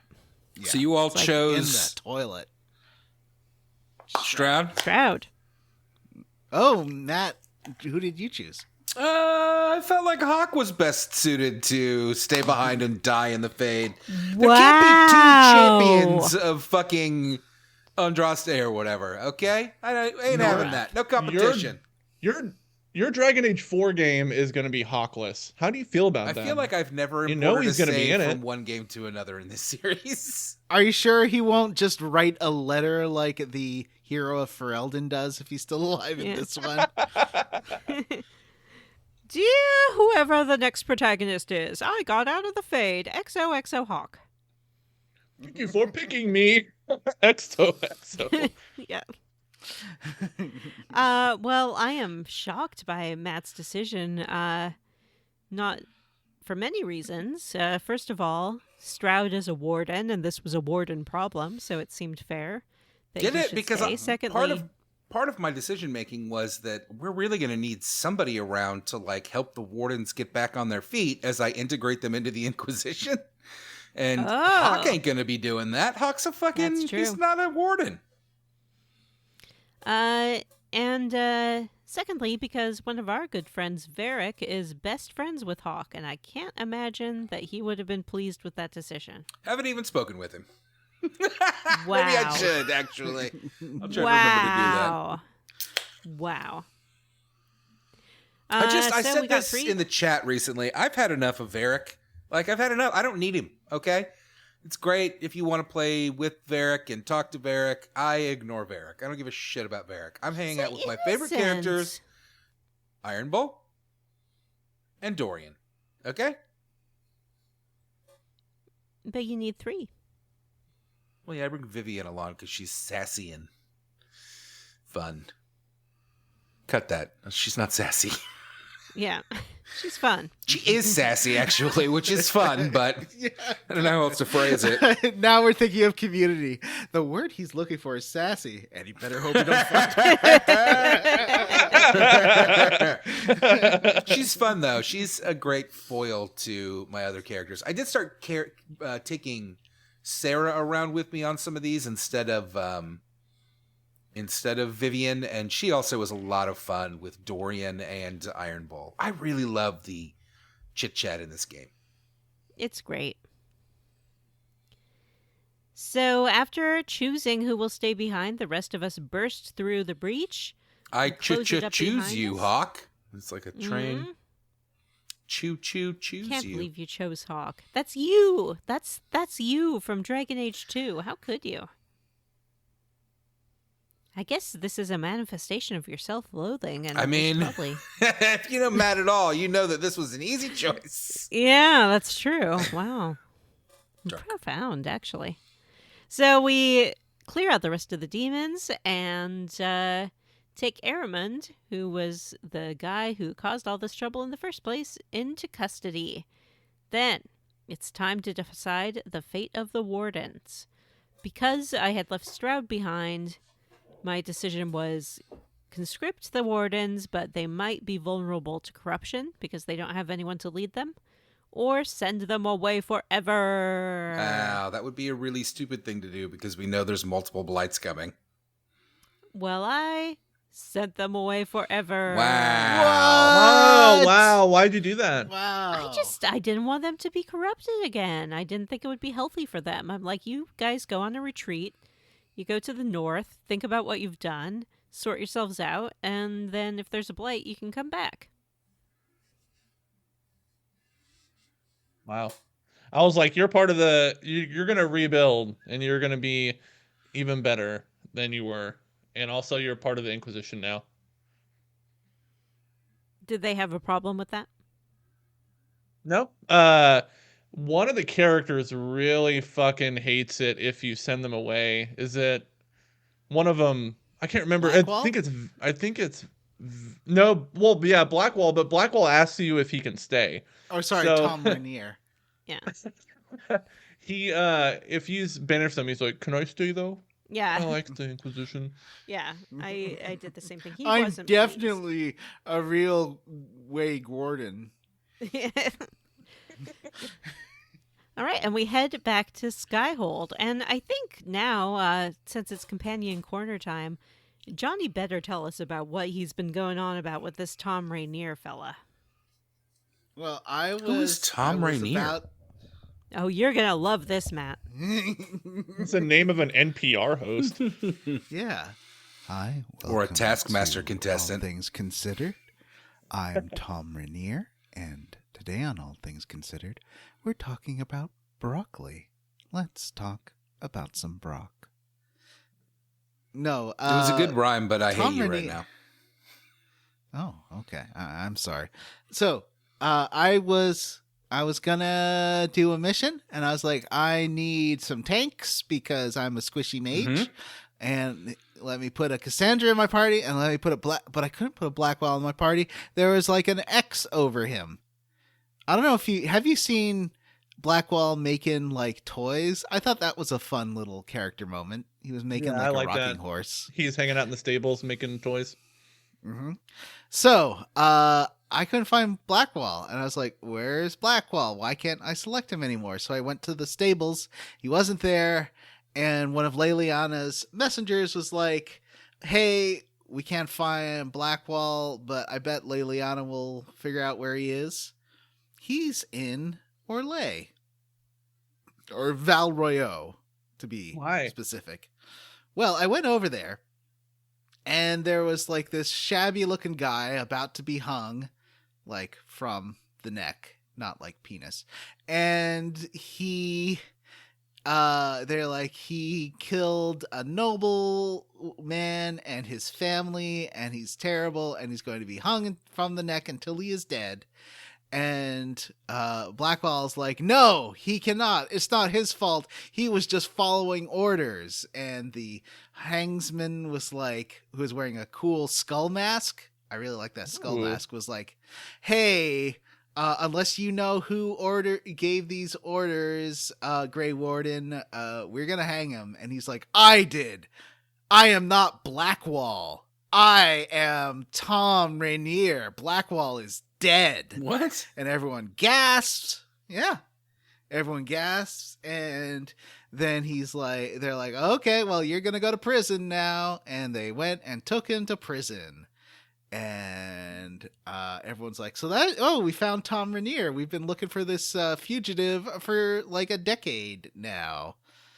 And I was like, well, where is Mr. Rainier anyways? And they said he was in the Val Royeaux prison. So I went to the Val Royeaux prison, and he was there like sulking in his cell. He didn't really want to talk. And I was like, so wait, what's up? He's like, yeah, Blackwell was this cool guy I knew, and he was about to make me a Grey Warden after he found me like totally dejected because I got tricked. He basically got tricked into murdering a noble family. Well, not really. He knew what he was doing, but he lied to his soldiers about what he was doing, and they didn't know that they were going to be killing a noble man and his family.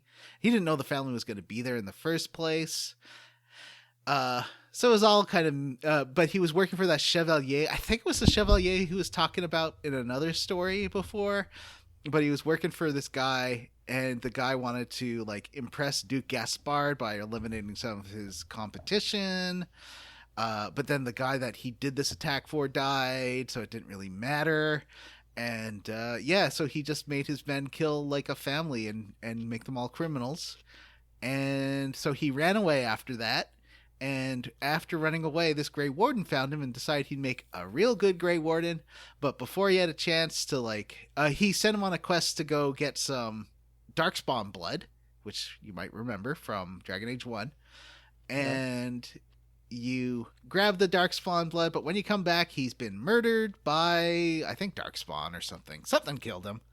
And he's, so Blackwell's like, a good man shouldn't have died to protect me. It should have been me who died, or it should have been me who died, and he should have lived. So I'm going to pretend to be this good guy and be a Grey Warden. And so that's what he's doing. Except he's not a Grey Warden. He's not. He never drank the Darkspawn blood. So he's not going to succumb to the calling. Is that what they call it? Right. Yeah. Remember how all the Grey Wardens had been hearing the calling and he hadn't? Yeah. Oh, that's right. That's super interesting. Okay. Wait, so Blackwell's not really Blackwell? Yeah. He's just a guy pretending to be this guy. I like when the Grey Wardens are all hearing it, or you're hearing them talk about it. And they're like, Blackwall, are you okay? And he's like, yeah, I'm good. It doesn't affect him. Yep. So he's real. So then you have basically the choice. You can leave him in prison, or you can use your political strings to get him out of prison. That's as far as I've got with this story. So far, although I know, I mean, I can just tell you what happens. It's fine. Like you can get him back into your party. He kind of just wants, like he wants to be found. He hates living with the guilt of this whole thing. But you're more useful as an icon and as a hero. You've been pretending to be him, but we need you, and you have been a hero for the ever since. So just step up and do it. After you bring him back, you can judge him in Skyhold, and my judgment for him was, you're going to serve the Inquisition, and then when we're done fighting Corypheus, you're going to go to the Grey Wardens, and they can decide if they still want you to join or not. And he was pretty happy with that. It's cool. I did send someone to the Grey Wardens. Oh, it was that guy who ran away from them, the mage. He's like, that punishment makes no sense. I'm like, well, I don't care. You're going to be a Grey Warden now, buddy. It's funny. Do you guys like judging people on your throne? I love it. Yeah, I like it too. I always try to be the biggest dick possible. Me too. It always makes Iron Bull happy. There's one quest you can do that involves promoting someone from your throne, but there's a bug in the game and it doesn't trigger unless you have an open judgment request. So once you go to do the judgment, it will trigger the completion of that quest and you can do the promotion. Weird. Yeah. I've been trying to build how to do it. I've been trying to build a skull so I can become a necromancer. And I didn't realize Dorian's a necromancer too. So I've been watching. Dorian has been I was wondering why all these monsters kept coming back, and I realized it's because Dorian's a necromancer and he keeps bringing. Yeah, that's pretty great. And so I want to do that too. That sounds fun. I did Vivian's quest. Ooh, tell us about that. Well, I'll be honest with you, it's pretty short. She asks you to bring her the heart of a frost wyvern. The quest is called, Bring me the heart of Snow White. Yeah, basically. So I did. I went and hunted down this wyvern, and it completed another quest for me, which was great.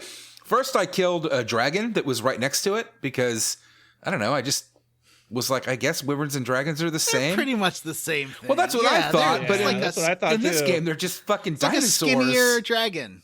Oh. Did it have wings? I thought wyverns had wings. Or wyverns. Sorry, wyverns.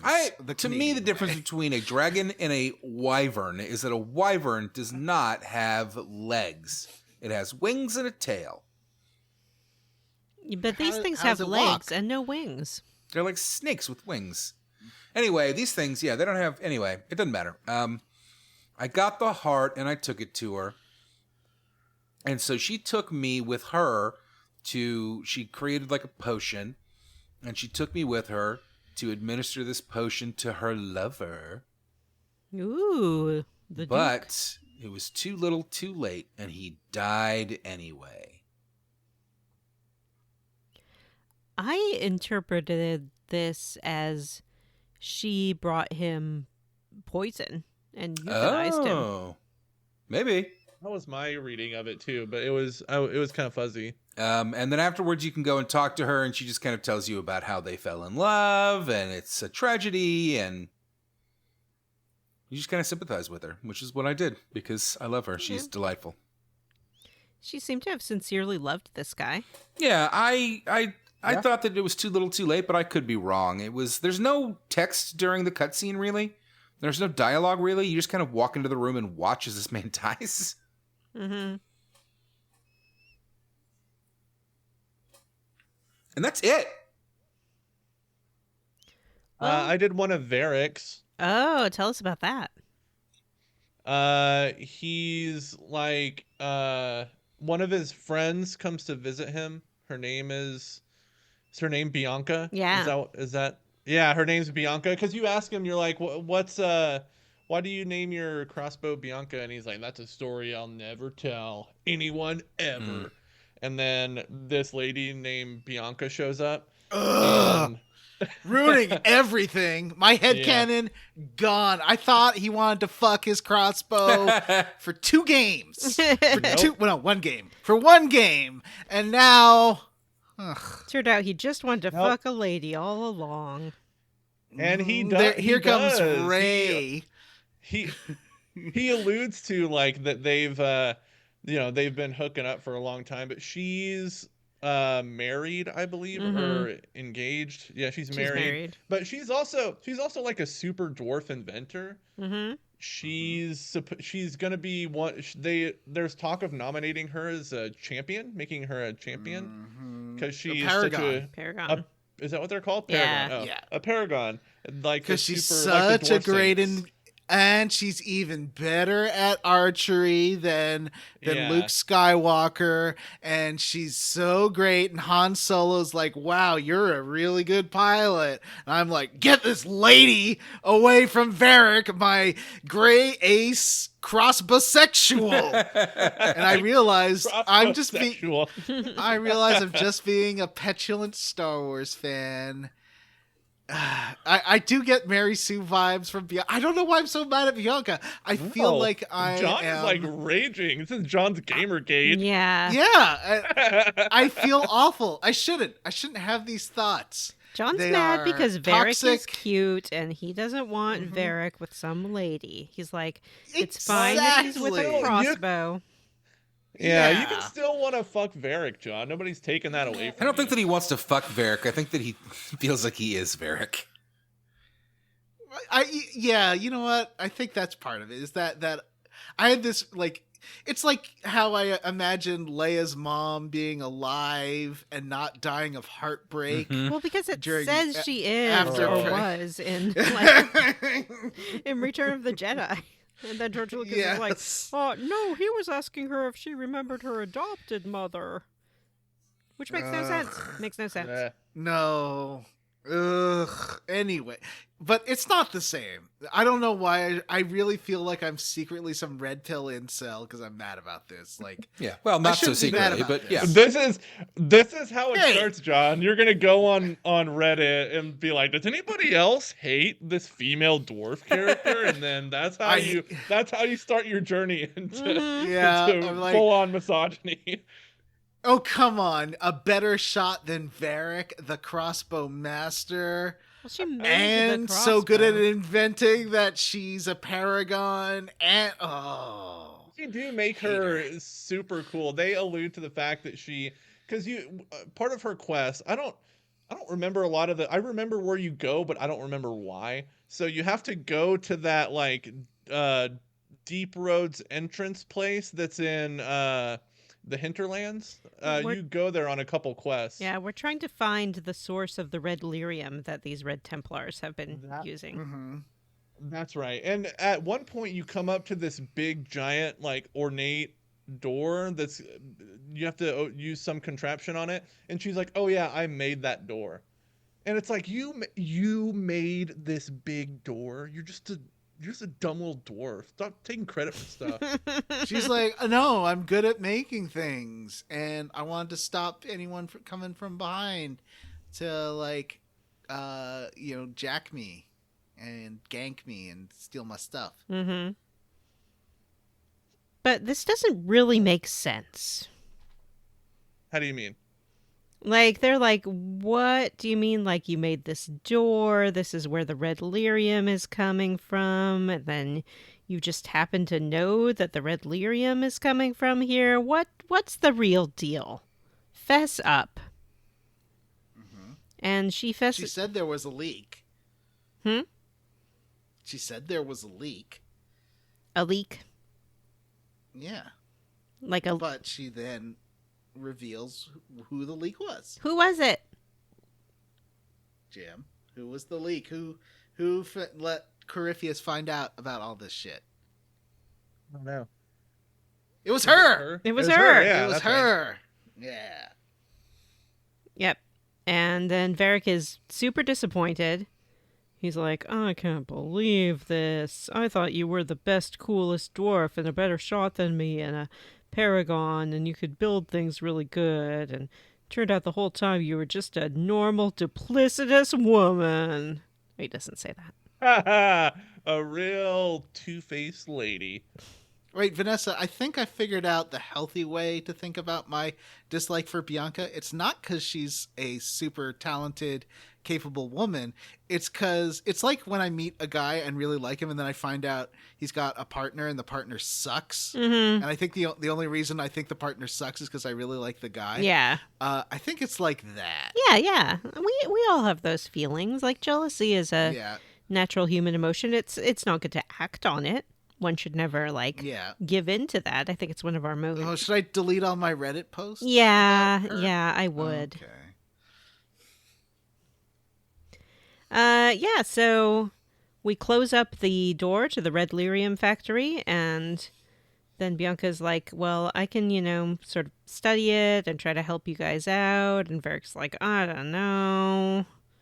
I'm super, mad about this whole red lyrium thing, because he had warned her how dangerous it was. And she just went ahead and did her inventing anyway.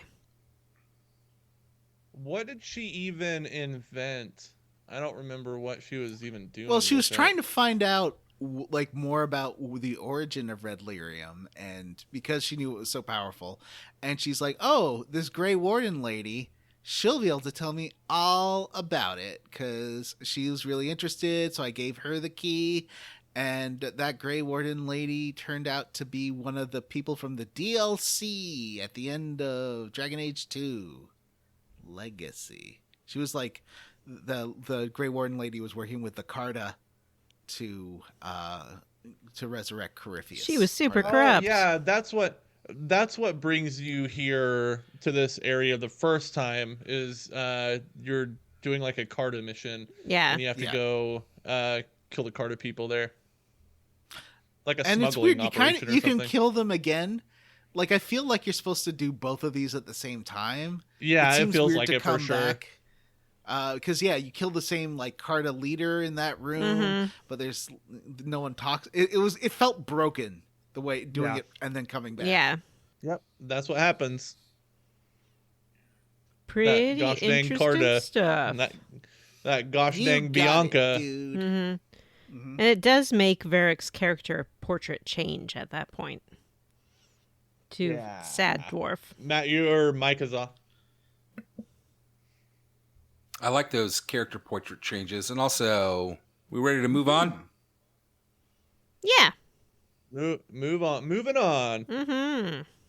This is our segment called Moving On. Moving on to the Arbor Wilds. Y'all remember Morrigan? We met her at the Winter Palace, and she came and joined our little squad. Yeah, damn right I do. Oh, he does. Well, Morgan is hanging out in Skyhold, and she shows us an alluvian. An alluvian is one of those mirrors that Meryl was messing with in Dragon Age 2. Mm-hmm. And I was a little disappointed because Meryl always called it the alluvion, but Morrigan calls it an alluvian. And I was like, I like the fancier. It's an alluvion. And she takes us through it. And she's like, hey, through the alluvian is this magical ancient elf highway, essentially. That the alluvians were all linked together, and that's how elves got around. And that's why there's no ruins of roads from the Elven Empire, because they just use their teleportation device. Yeah, it's like a little pocket dimension that links all these alluvians together. It's like that one episode of Star Trek The Next Generation where they find the room full of doors to different planets. I don't remember that one, but I believe it happened. It's like the key maker in the Matrix. It's like It that. makes keys to doors to anywhere you want to go. It's like that episode of Reading Rainbow where he goes to the hat shop, and when he tries on a different hat, he then is transported to that profession. So, like, he tries on a fireman hat, and then he's a fireman.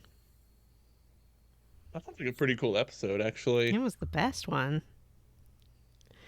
So, she tells us that she thinks that there's an alluvian in the Arbor Wilds, and that Corypheus is going to try to get it and use the alluvian to go into the Fade, since he can't use our mark. We go to the war table, and they confirm that Corypheus's forces have been seen around this place. And so it's all hands on deck to head out to the Arbor Wilds and see what's up. We get there, and it's different from our other missions. Morgan comes with us as an NPC. And we also have a lot of our advisors kind of hanging out, helping us in our advance through the Arbor Wilds. Like at the first camp, Josephine is there. Finally get to get Hatsune Miku to fight with you? Fight near you, I would say. Okay. In the first camp, we have Josephine and whoever is the ruler of Orlais now. And you can sort of talk with them. Celine was there for me, and she's like, "We stand with you. We love the Inquisition. I am Celine. What's up?" We make our way through the forest. It's this very dense jungle. We come across Liliana. She's firing arrows with some of her spy people. We come across Cullen, and he and his soldiers are there fighting. And finally, we make our way to the Temple of Mythal.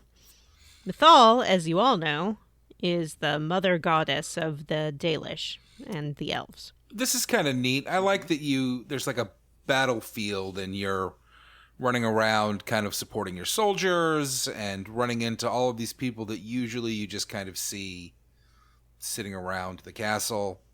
Mm-hmm. It's not as cool as the great ballroom, ball thing, but it's Yeah. neat. War is never as cool as dancing. Yeah, sure. We do fight some Red Templars and some Venatori, and we also fight some of these weird elves that kind of show up. And they're also fighting the Templars and the Venatori, but then they turn on us as well. They have cool green tattoos all over their foreheads. Yeah, just like the Dalish have. It says damaged. Mm-hmm.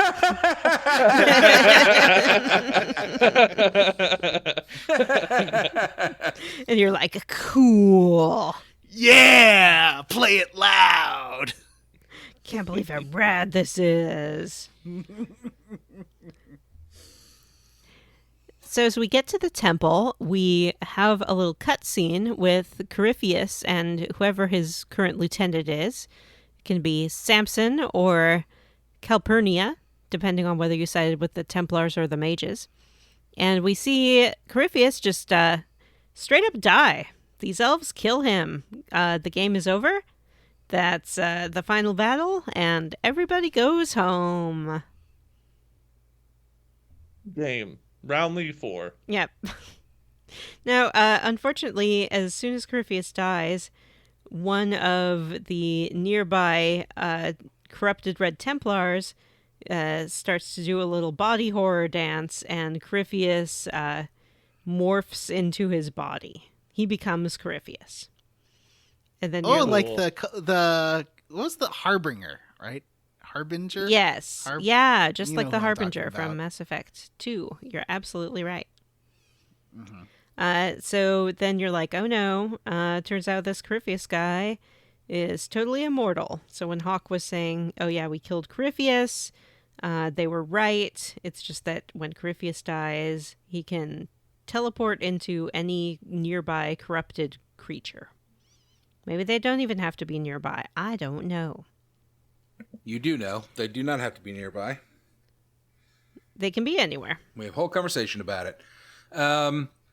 Was this the least shocking twist of the whole game? Even more so than the Divine Justinia thing? Like, of course he's like one of the... What are they called? Dragon monsters. Archdemon? Yeah, of course he's like an Archdemon. archdemon. Yeah, that's basically what they're saying. It's just like an archdemon, and only a Grey Warden can kill an archdemon because they have the taint. But the Grey Wardens did kill Corypheus, so he's even immune to that, I guess? Well, they didn't at first, though. Because remember, when we find him in 2, he's just imprisoned. He's not killed. And Hawk is like, why wouldn't they just kill this guy? And I think we found out why.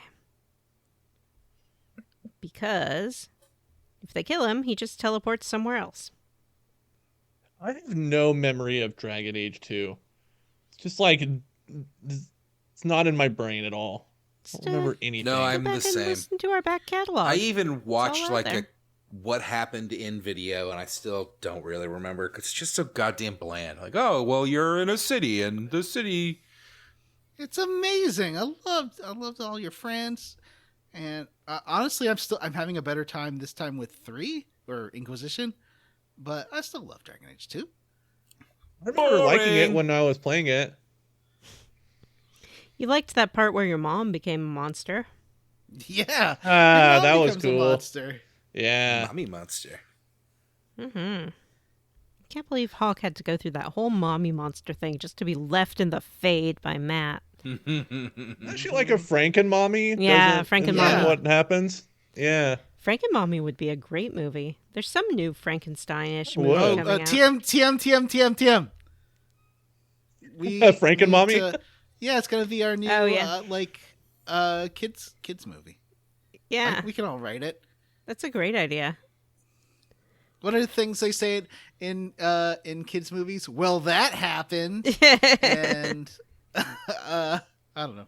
Yeah, it's about Random.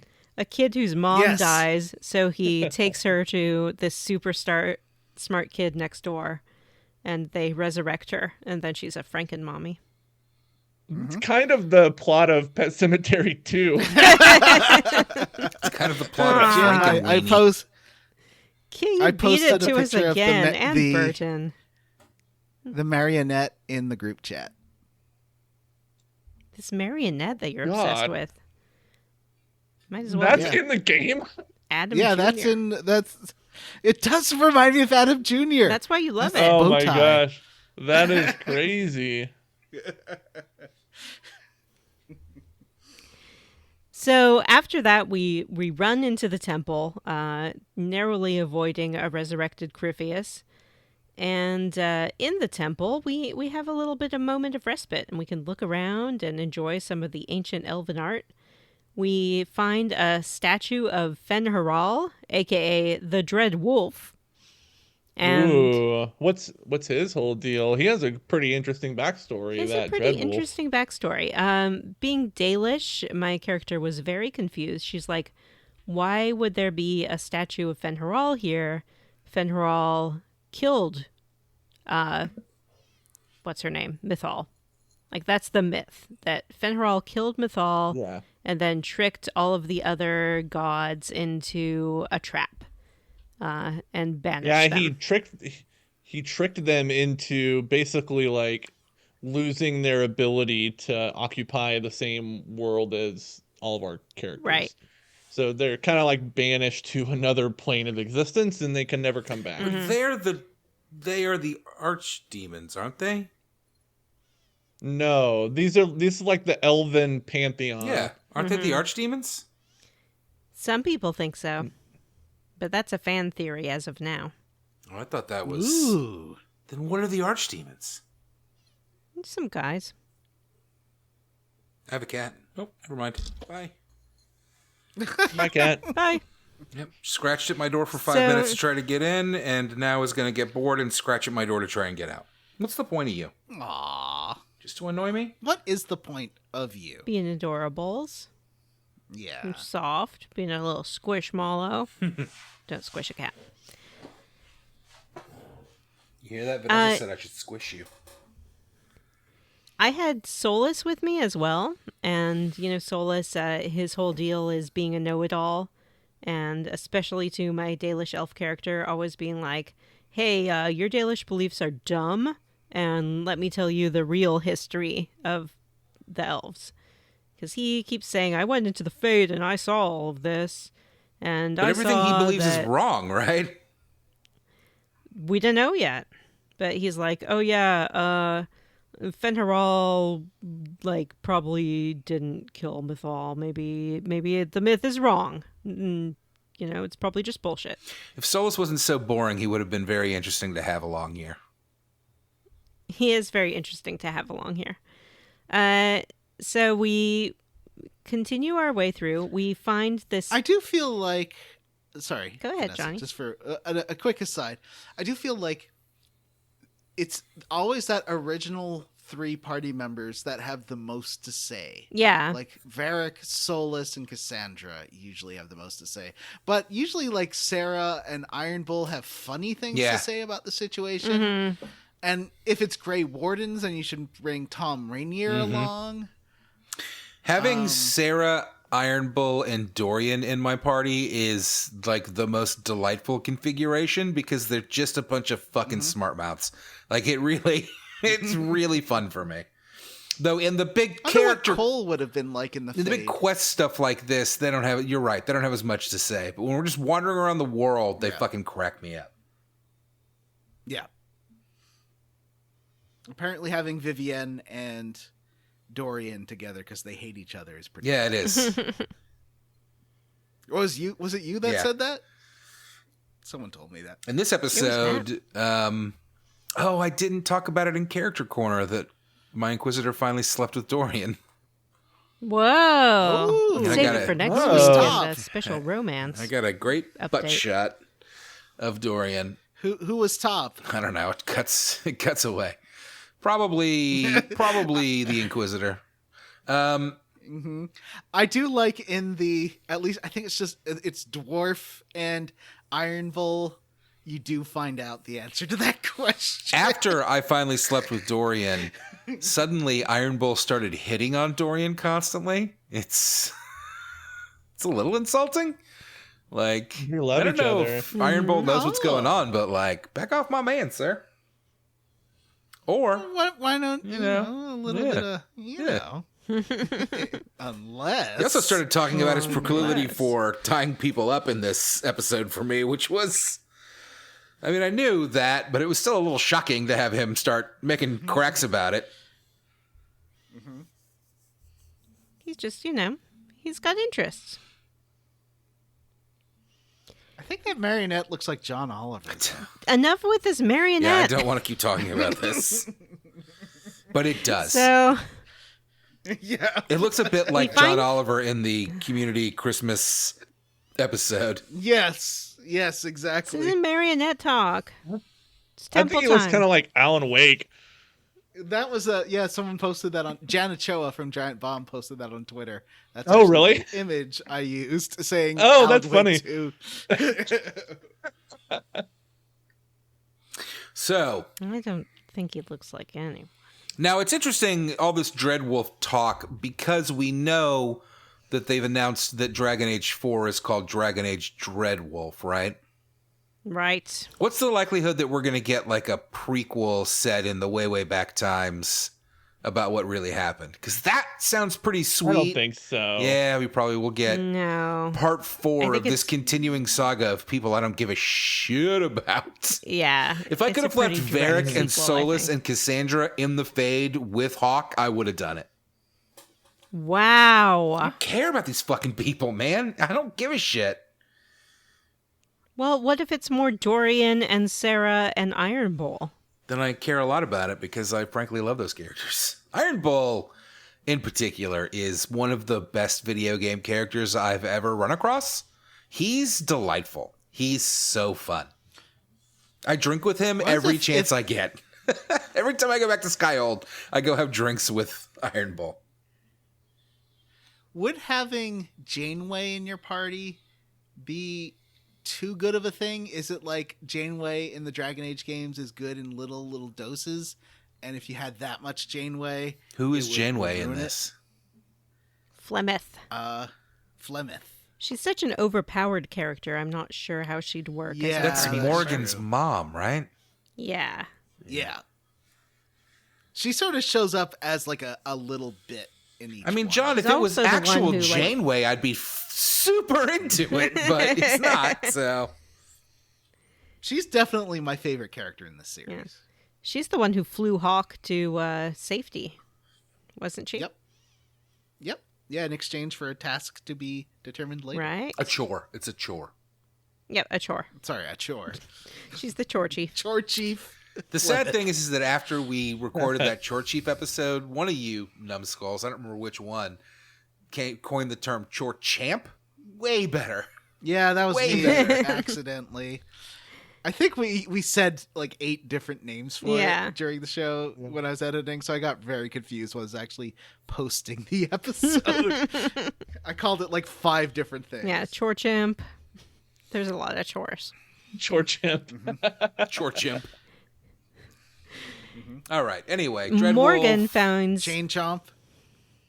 Oh, you can Morgan do finds a you can do a lot of Stop. No, I want to say this. You can do a lot of chit-chatting with Morgan during this point, which I really liked. She gives you a lot of information. And it's just kind of nice to be able to like chat with people about the events as they're happening. This game I think that's true. This game has something that we haven't talked about before, I think, which is that occasionally you'll get like context-specific dialogue where you can click R3 to click the right analog stick to instigate it, I guess. Or respond to it. It'll show up as like faded, and you have to hit the button to start the conversation. It's really interesting, and I like it a PC, lot. you have to use the mouse to answer those. Like, you can keep playing, or you can drag the mouse over to the response. It's really interesting, and I think it's really, really cool. Like, and there's a lot of good dialogue in those sections. Like, you can dig into some of this stuff. Morgan is talking a lot about, essentially like what Vanessa said, which is like, well, this is the mythology, but also like, here's the reality. We don't really know. And Morgan is very much like, maybe these elven gods weren't really gods, but just really powerful elves, which we know is true. Mm-hmm. And I'm like, how dare you? That's my pantheon. I'm Dalish. So Morgan... The Dalish are the ones with the damage tattoos? Yeah. Is that right? Okay. Morgan finds a pillar that says that there is something here in the temple, and she's like, oh, it's got to be that mirror. And it also says that if we want to get to it, we have to follow this pilgrim path to get through. And this is a floor tile puzzle. Floor tile puzzle works that you just have to step on each tile once and not more than once. So it's kind of like Snake, you just have to plot your course through it. What are there, 4 of these? And also, there can be some or of them you are expected to step off of the puzzle onto special little golden tiles and then like pull the lever. Yeah, Matthew, it's a BioWare game. It had to have a stupid floor I didn't puzzle mind it so at some much, but point. like I got a little annoyed with it. Like, you're allowed to step off here, but not here. It's a little shitty. Speaking of necessary puzzles, in one of the DLCs that we're not going to talk about, there is a Tower of Hanoi. So if you were worried that there would be no Tower of Hanoi puzzle. It definitely is. Yeah. That's amazing. Which one's that in? The one in the Deep Roads. Okay. Is that Trespasser? No, Trespasser we're definitely going to talk about. Okay. So we make our way past this first puzzle. We fight some more Venatori and Red Templar, and they jump down a hole. They've blown a hole in the floor of the temple and hopped on down there, and your party has a little discussion about whether or not you should go down the hole too. The hole seems to be the fastest way to catch up with them. But some of your party members are like, yeah, but, we're in this, like, Temple of Mythal, and maybe we should do what the pillar said and follow the pilgrim path and be respectful to this venerated site. Did everybody not go down the Flussy? Did anybody not do that? Did anybody just go straight after him? No, I definitely did the puzzles. I'm Dalish. This is my venerated site. They do try to guilt you. They're like, well, more of your soldiers are going to die. But the way I'm playing the game, I was like, cool. Did you go down the Flussy? I'm sorry? Matt? Did you go down the Flussy? No, I did not go down the Flussy. Jim, did you go in that hole? John is giggling like a schoolgirl. Ooh, Jim went in the hole. Wow, Jim. Yeah. I love it. I love to go in the How hole. did that work for you? Yeah. Honestly, I remember like the trying to do the. I hate Played puzzles this in these 2 games. months Yeah, ago. I know. That's Yeah, exactly what I was yeah. going to say, John. Honestly, Yeah. I don't know anymore. I played this 2 months ago. Yeah. I just remember not liking the puzzles. That's what I remember most about this. There's another area where you have to do puzzles later, and you have to make these patterns with squares on the floor, or like light them all up and Yeah, shit. that's what we've been talking about. I hate that. I hate that. Hate it. Hated it. You don't feel like Michael You're Jackson gonna bite my walking shirt. in You're gonna Billie bite my Jean fucking shirt. with the sidewalk lighting up? Yeah. Come on up then. Is that the Smooth Criminal video? No, that's Billie Jean. Yep. Ow. Oh, is it? Mm-hmm. Yeah. Oh wait. In the Alien Ant Farm Smooth Criminal video, they had a light up sidewalk. Yes, they did. Yeah. It's a good cover. So I wish It's not. those songs weren't about politics like Alien Ant Farms. It was one of those internet idiots posted about how Alien Ant Farm was before politics and woke agendas. Like, what? what are you talking What? about? People are dumb. So- Let's talk about the game. Yeah. Game talk time. You ready to go? I did the puzzles. Yeah, If you do the puzzles, you can find some more murals of ancient elven gods. And basically everyone I found, I would be like, who is this? Which didn't make sense as a Dalish, but whatever. And Did Morgan, you have boyfriend Solus with you? I did have boyfriend Solus with me. So Morgan would be like, oh, this is, the Dalish god of the hunt. And then Solus would be like, they were super mean. They sucked. They just hunted people. They were really bloodthirsty. Basically every Dalish portrait that you come across, Solus has some nagging thing to say about how this god was awful and terrible and tortured people. Does he say he met them in the Fade or what? He says he found out about it in the Fade. Yeah. He's like, Ah, okay. all these spirits in the Fade, they told me the truth about these Dalish gods. So, despite that, I am still dating him, even though all he does is nag my people and their beliefs all the time. Has he ventured into your Fade yet? He has ventured into my Fade. He took me to the Fade, and we did a smooch. And then we did a smooch outside of the Fade on a balcony. And he's very tortured about it. He's like, I don't know if I should do this, but the thought of losing you is too much. I'm so sorry. I'm going to give you a smooch. I missed this. Who are we talking about? Solus, Solus. my Wow. boyfriend. This is the most anti-Vanessa boyfriend I can think of. Is he? He negs her a lot. He makes me a lot. He's like, the Dalish beliefs are dumb, and whatever you believe is dumb. I know the truth. He also, he took me to the Fade, but then was like, okay, bye. Oh, rude. No kissing, no smooching whatsoever. Solus. Because he doesn't like the Canary. No. He will only romance another elf. All right, so what happens So- next, Vanessa? We arrive in this antechamber, and there we find some of those strange elves, including one named Albus. Abelus.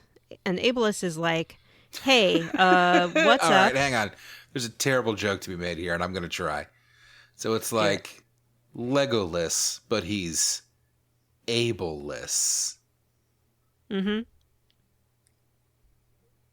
You know what I mean? You see where I'm going with this? I mean, I get it. All right. It's not good. Instead of missing his legs, Cut he's that. missing his abilities. What are those Lego No, knockoffs? he's missing his Lego. Duplo. No, that's real. Mega Blocks. His name's Megalith. His name's instead of Legolas. Playmobiloless. Playmobil. His name's Lincoln Logolith. Lincoln Logoless. I loved Lincoln Logs. Oh man, I didn't like Lincoln Logs. I felt limited by them. I don't want to build a log cabin. Your imagination was just too much for Lincoln Logs. It was. So, Abelus tells us that they are the guardians of this temple. Their whole deal is that they like to sleep and nap, and they've been sleeping and napping since ancient elven times. So you instantly fell in And- love. I and instantly tried to fell in love. I'm like- tried to romance Ableist. Yeah.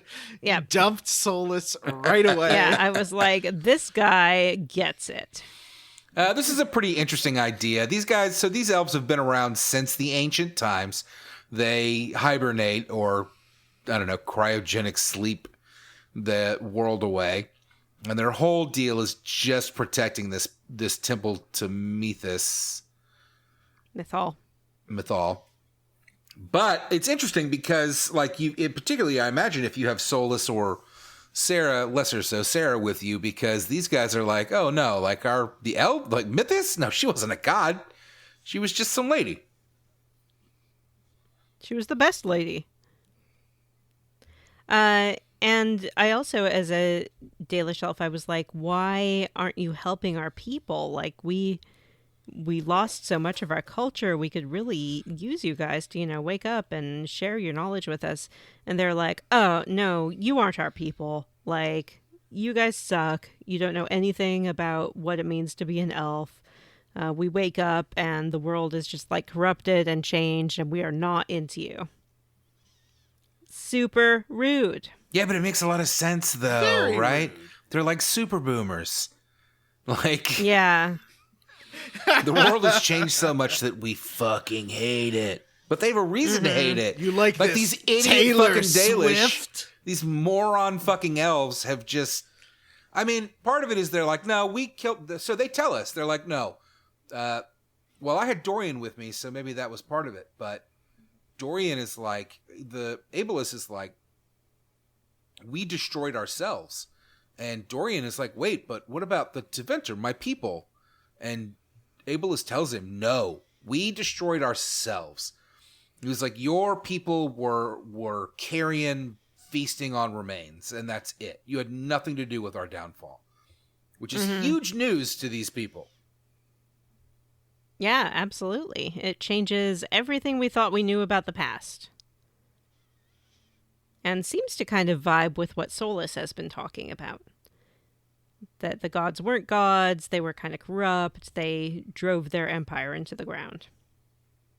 Yeah, I did some reading about this, and apparently it's speculated that the most powerful elven mages were the ones who kind of ascended themselves into godhood and ruled over people, and the Dreadwolf was kind of just like, fuck that. Let's not talk about the guys should go away. Dreadwolf too much, Matt or Jim. Sorry. Well, that's just reiterating what we said earlier. Yeah. So, I'm sorry, I lost my train of thought here. Give me a moment. Focus. So Abelus tells us, oh, you're here for the Well of Sorrows, huh? And you're like, I thought it was an illusion. Although Morgan had sort of confessed to me by this point, no, I don't think it's an illuvian. It's something called the Well of Sorrows. It says that you have to pay a great price to use it, but I'm totally willing to do that. I want to use whatever this is. Abelus is like, I would rather destroy it than see you corrupt it, and he runs away, and Morgan chases after him after turning into a bird. We also have an opportunity to sort of say that we'll help them out to repel these intruders, or we can fight them. What happened with you guys? Jim? I fought him. I think you have to if you go down the hole. Yeah, they were pretty tough too. I've found them to be kind of challenging. Matt? I teamed up with the cool ancient elves. Like, this is neat, and I'm really into these guys. I want to be their buddies. I want to learn everything they know. And Johnny, maybe tell us next week. Yeah, look, it was hard to get 40 power points to unlock this quest. I think I did this morning. I think I got just enough to unlock this quest. So if you side with the elves, this old lady kind of totters her way through some secret passages that she opens for you and basically takes you straight to the chamber. Otherwise, you have to fight your way through. And once we get there, it's finally time for a battle with this lieutenant, whoever they may be.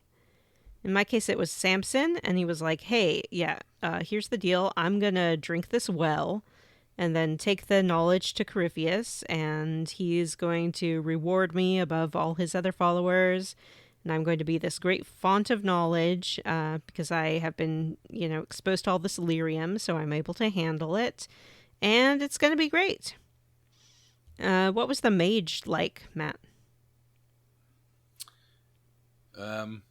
What? No, I wasn't listening. The mage lieutenant. You better not be reading about that Dreadwolf, Matt. Don't spoil anything for yourself. Oh. So the mage lieutenant, Matt, that you confront here at the temple. Anything to say about that? I don't know what you're talking about. Okay, Jim. What was fighting this mage lady like?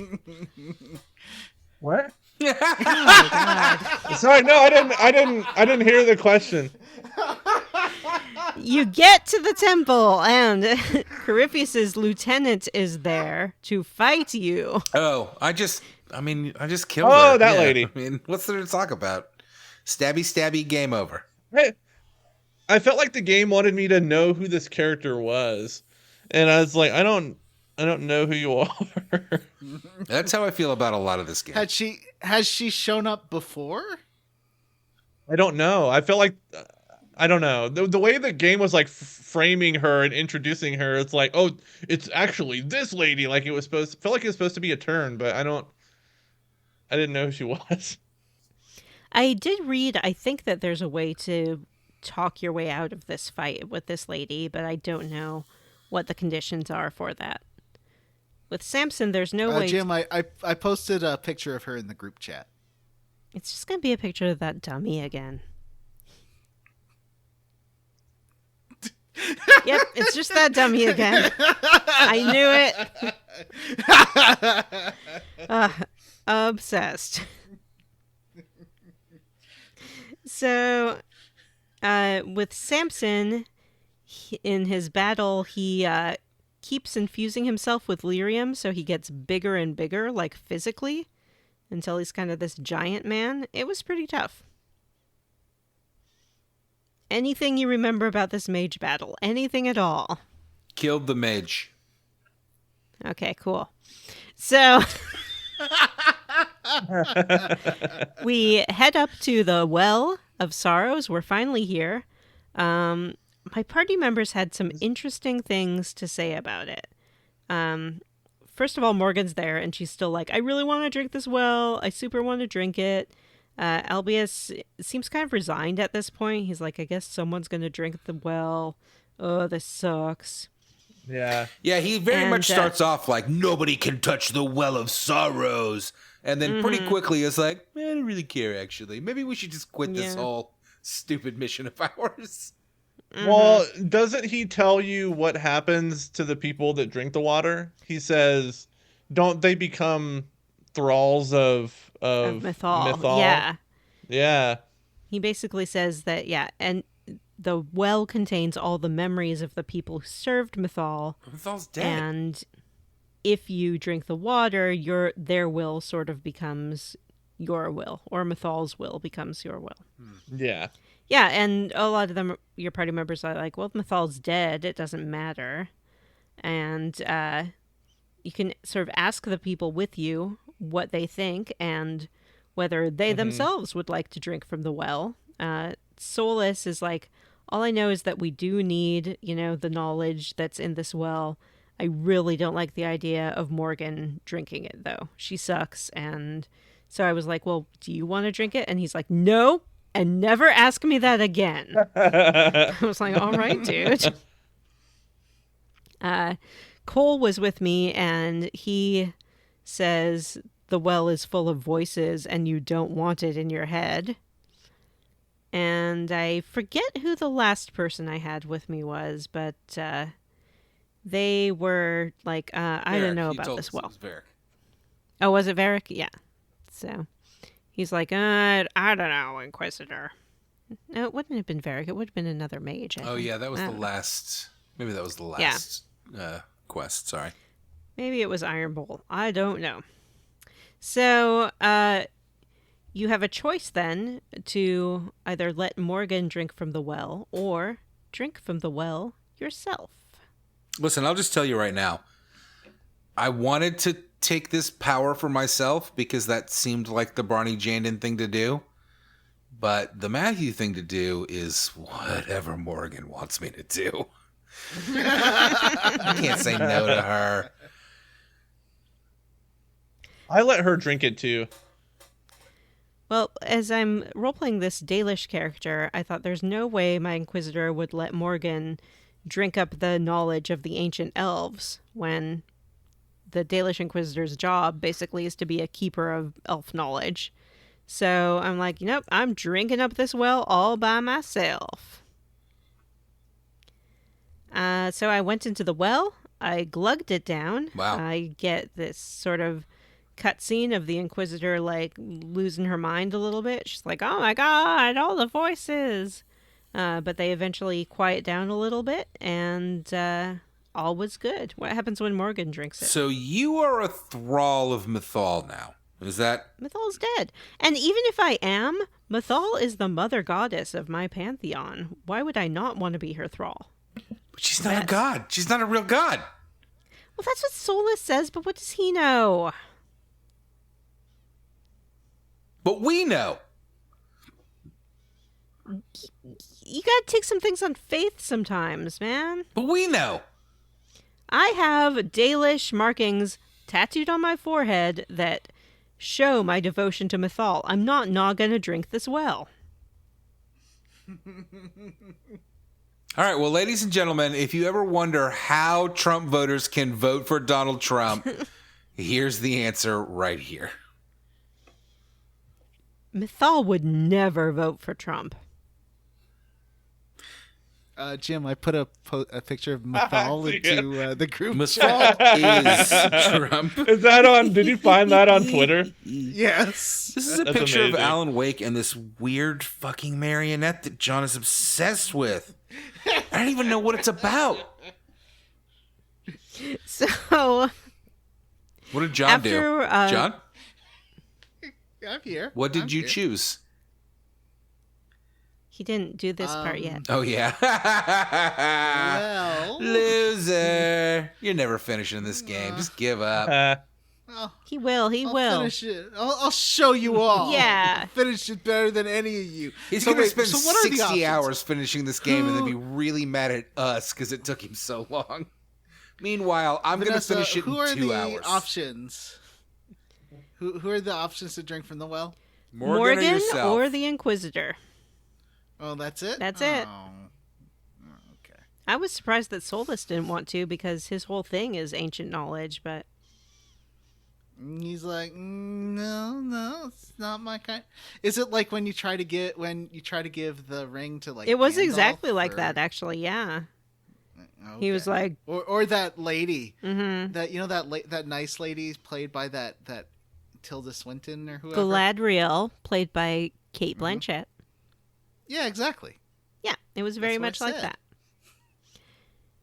So after you drink the water, Corypheus kind of busts through the temple. He's got his big old dragon with him. But happily, there's an alluvion nearby, and our whole party makes a dive for it and escapes just in the nick of time through this mirror. And that's where we're ending today. We did it. Another cliffhanger escape. Good work, everyone.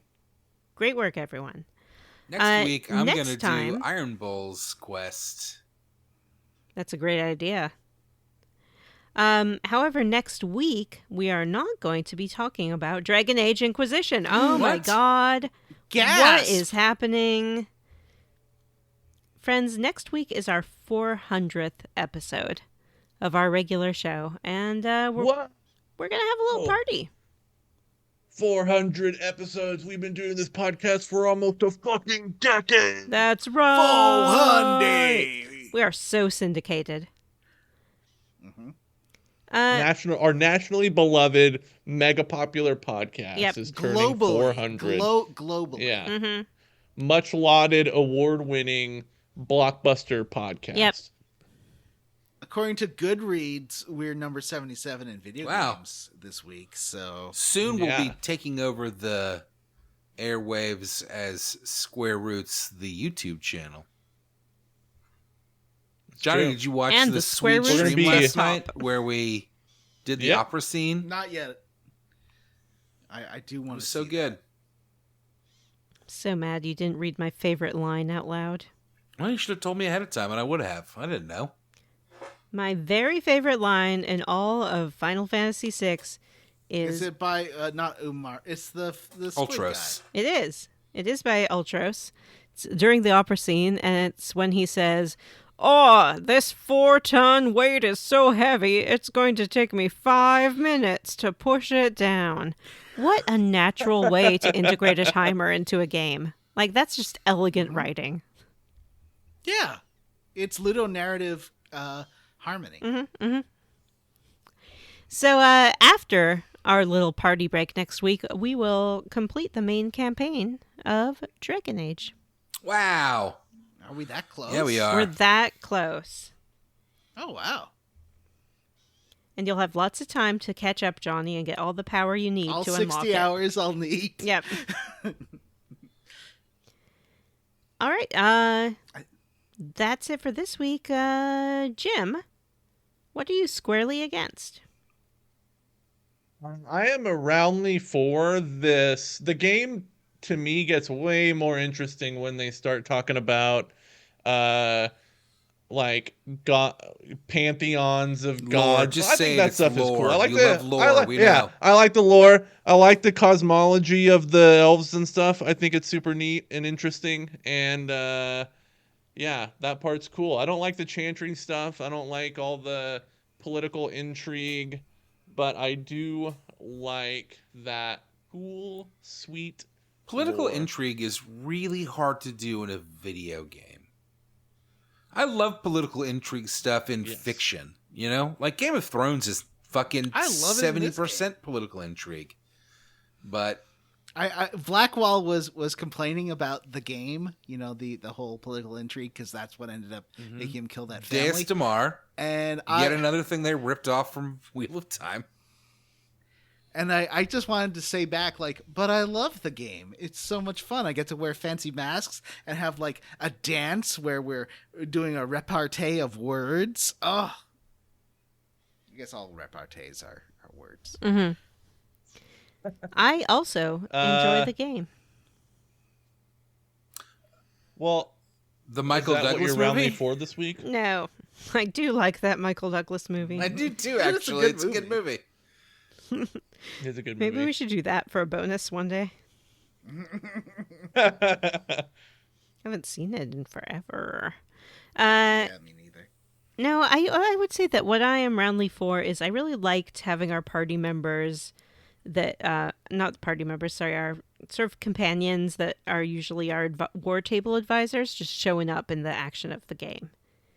It made sense to me. Yeah, it's cool. It's Yeah. nice to see them taking their leadership positions seriously and getting their hands a little dirty for once. Johnny, what are you squarely against?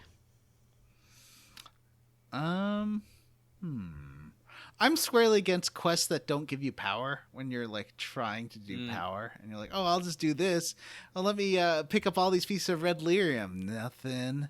You have to really concentrate on what gives you power and not what just Established like, is part of camps, a super long. Close fade riffs. Yeah. You'll get it so Exactly. Mm-hmm. Yeah. Yeah, I think I finished this game with like 241 power or something like that. I have a lot too. Like, yeah, probably over 200. Way more than is ever needed. Well, yeah, I assume for at some point doing you anything. stop needing it, so then you just rack it up. Yeah. Mm-hmm. I've closed every Fade Rift in the game. Gross. I will not You play that gotta. game this much. I did it as well, and I loved it. And I have finished the game for this playthrough, and I'm really kind of itching to play another playthrough. Did you start Baldur's Gate 3 yet? No, I need to do probably Baldur's Gate 3 instead. Who hasn't gone? Matt. What are you squarely against? I'm roundly for all of the great chit-chat between your characters. It's really well written. It's really fun and entertaining, at least for the characters I chose. I think it's great. This game really kicks a lot of that up a notch, you know? I like the characters in this game more than I've liked any of the characters in any of these games, Mass Effect and Dragon Age. Iron Bowl for life. Do you life. like them more than any characters in any games that we've played for the show at all? Oh, God, I don't know. Probably not. All right. Fair enough. That's it. Well, that's it. Somebody tell us about the Patreon. Okay. For the Patreon, for $3 a month, you have access to every single bonus episode we ever did, including this past month's wonderful Chore Chief, a video spectacular where a squirrel rabbit does give us tasks, and she's a very cruel Chores. master of chores. Sorry, Chief. yeah, she gives us chores. She's a very cruel chief of chores. I ruin a t-shirt. We all have a lot of fun. I think it's definitely worth watching. For $5 a month, you get access to votes. And you know what? There's a vote going on that you can be a part of. You could swing it to whatever game.